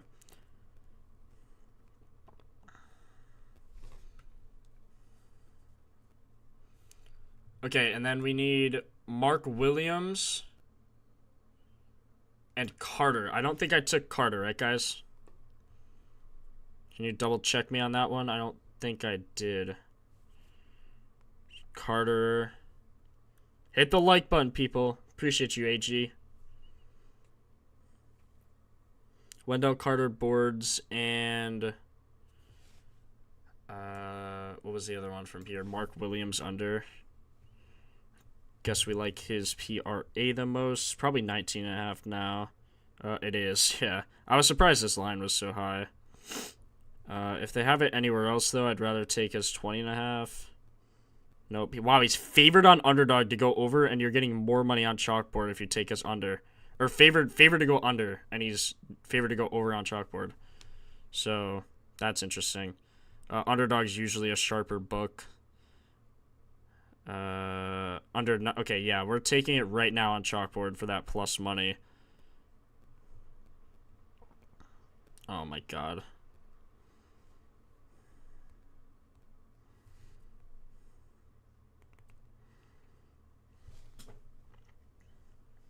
Are these the ones? Yes, all of these will be on the Picket, on the Discord, everywhere. I'll be posting them everywhere. Don't you worry. Don't you worry. I'll show all the unit sizing, everything exactly how I played it, etc., etc., etc. I'm also going to run parlays of these double-doubles, straights of these double-doubles, everything like that. You'll see... Wow, Pritchard for a double-double is only plus 160. Holy cow. We had him. Who else? Carter and... Was it Sar? Not Sar. Yeah, it was Sar. Sar. He is plus 160. Let's see what he is normally. Plus 170. Plus 198. I'll wait. I have a buddy who puts in the bets for me sometimes.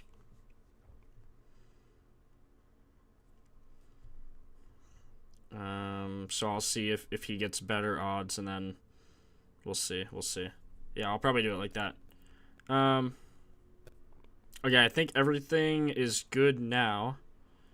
And then I'm going to run a pair of my favorites. I'm going to do like a 4-leg of my favorites for the Flex Friday on Prize Picks because I get a boost.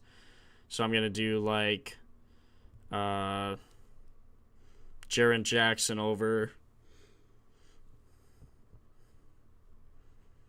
Jaren Jackson, where's his rebounds?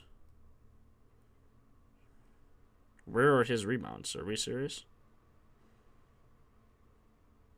They don't have his rebounds. No, they do. His line's 3.5. What? Okay, did I like him up to 6 or 7.5? I think I did. Appreciate you guys for joining the stream today. Pretty long one, I think. How long? Almost 3 hours. I'd really appreciate a like, guys.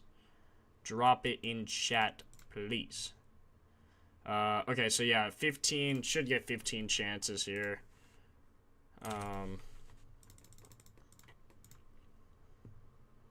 Yeah, I mean...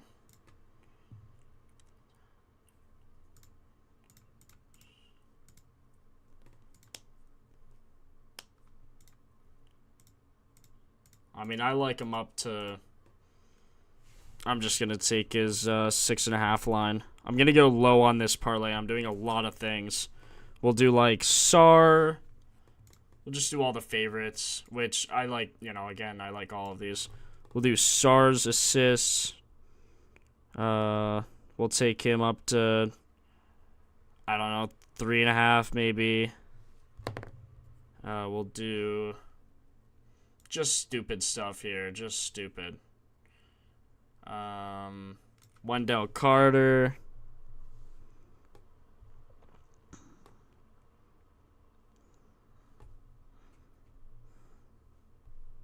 Gonna take him for his 9.5 rebounds.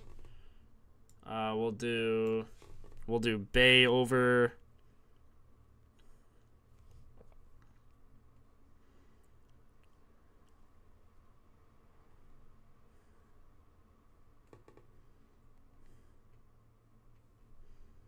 We'll do... we already did Jaren Jackson. And we could do, like, a Sar. We can do him for his line. And we could do Mark Williams under. Really degen stuff coming out of... I'm showing my true colors here. You like Ingram over points? I don't think I looked. Yeah, it's with Landale. JJJ rebounds.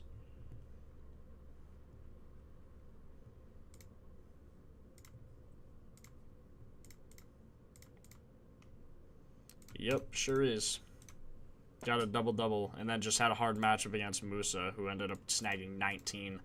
I mean, surely he gets 2 more of those against not a great defense. Mark Williams, under.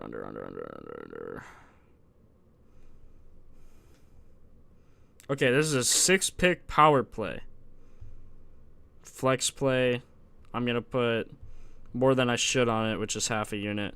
$5 max. Oh, bruh. Okay. We'll do a $5 max then.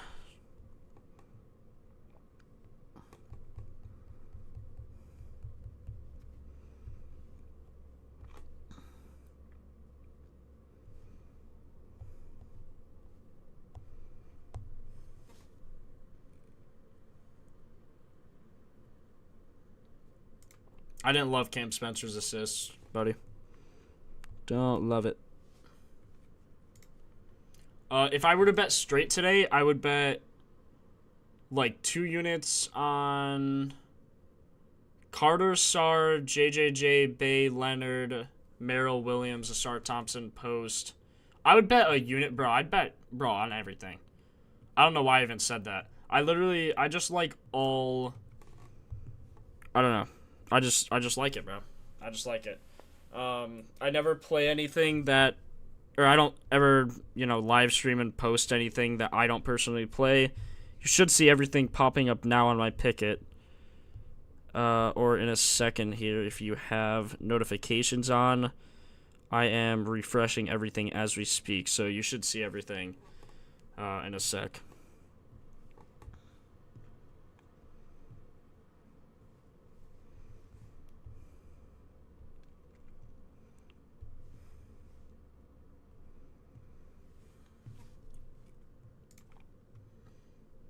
I guess I can start posting these, guess I might as well just start posting these in my channel as well. If you guys want, I can do that. And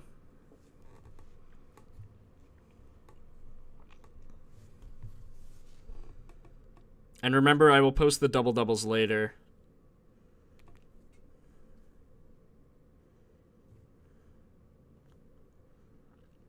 Okay, everything's on the Picket.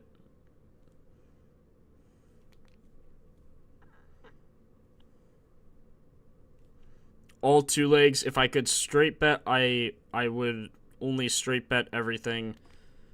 I mean, I would do some parlays. I would do some parlays just because I have to. But I would definitely straight bet everything, no matter what.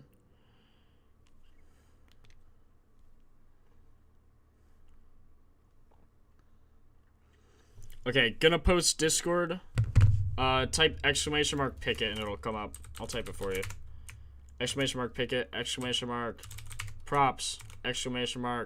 Twitter, Discord. We have it all. Make sure to join all those links. That says at Discord. ! Discord. Join all those. All of it's free. You'll never have to pay for anything other than the site. So keep that in mind. I'm about to post in the Discord. Here we go. Bang, bang, bang, bang.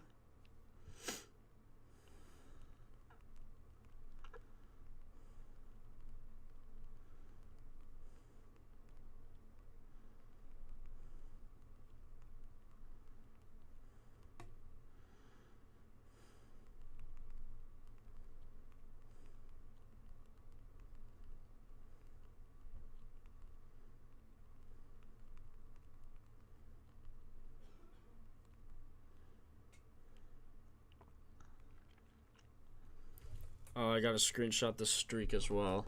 All right, guys, I gotta go, to be honest, but it's been fun. Everything will be posted in the Discord before I go start doing my homework. I'm gonna post it right now, so if you're in there, go join that. It's also on the Picket. All the links are in the chat. Appreciate you guys joining the streak for today. Sarr over 11.5 rebounds and assists. Jaren Jackson over 11.5 rebounds. Or Jaren Jackson over 5.5 rebounds. I also like his double-double, to be fair.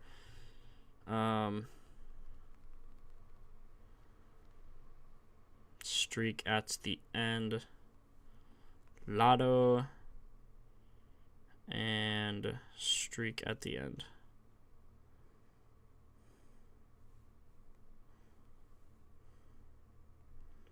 Let's see. Let's do some funny Pepe thing.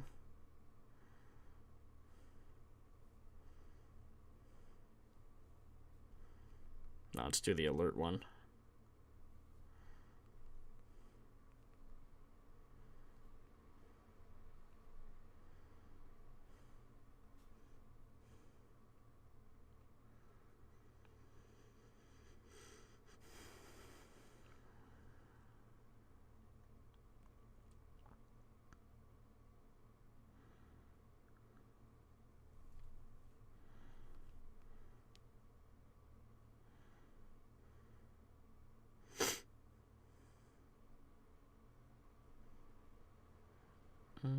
We'll use this one. Okay, just posted on Discord as well.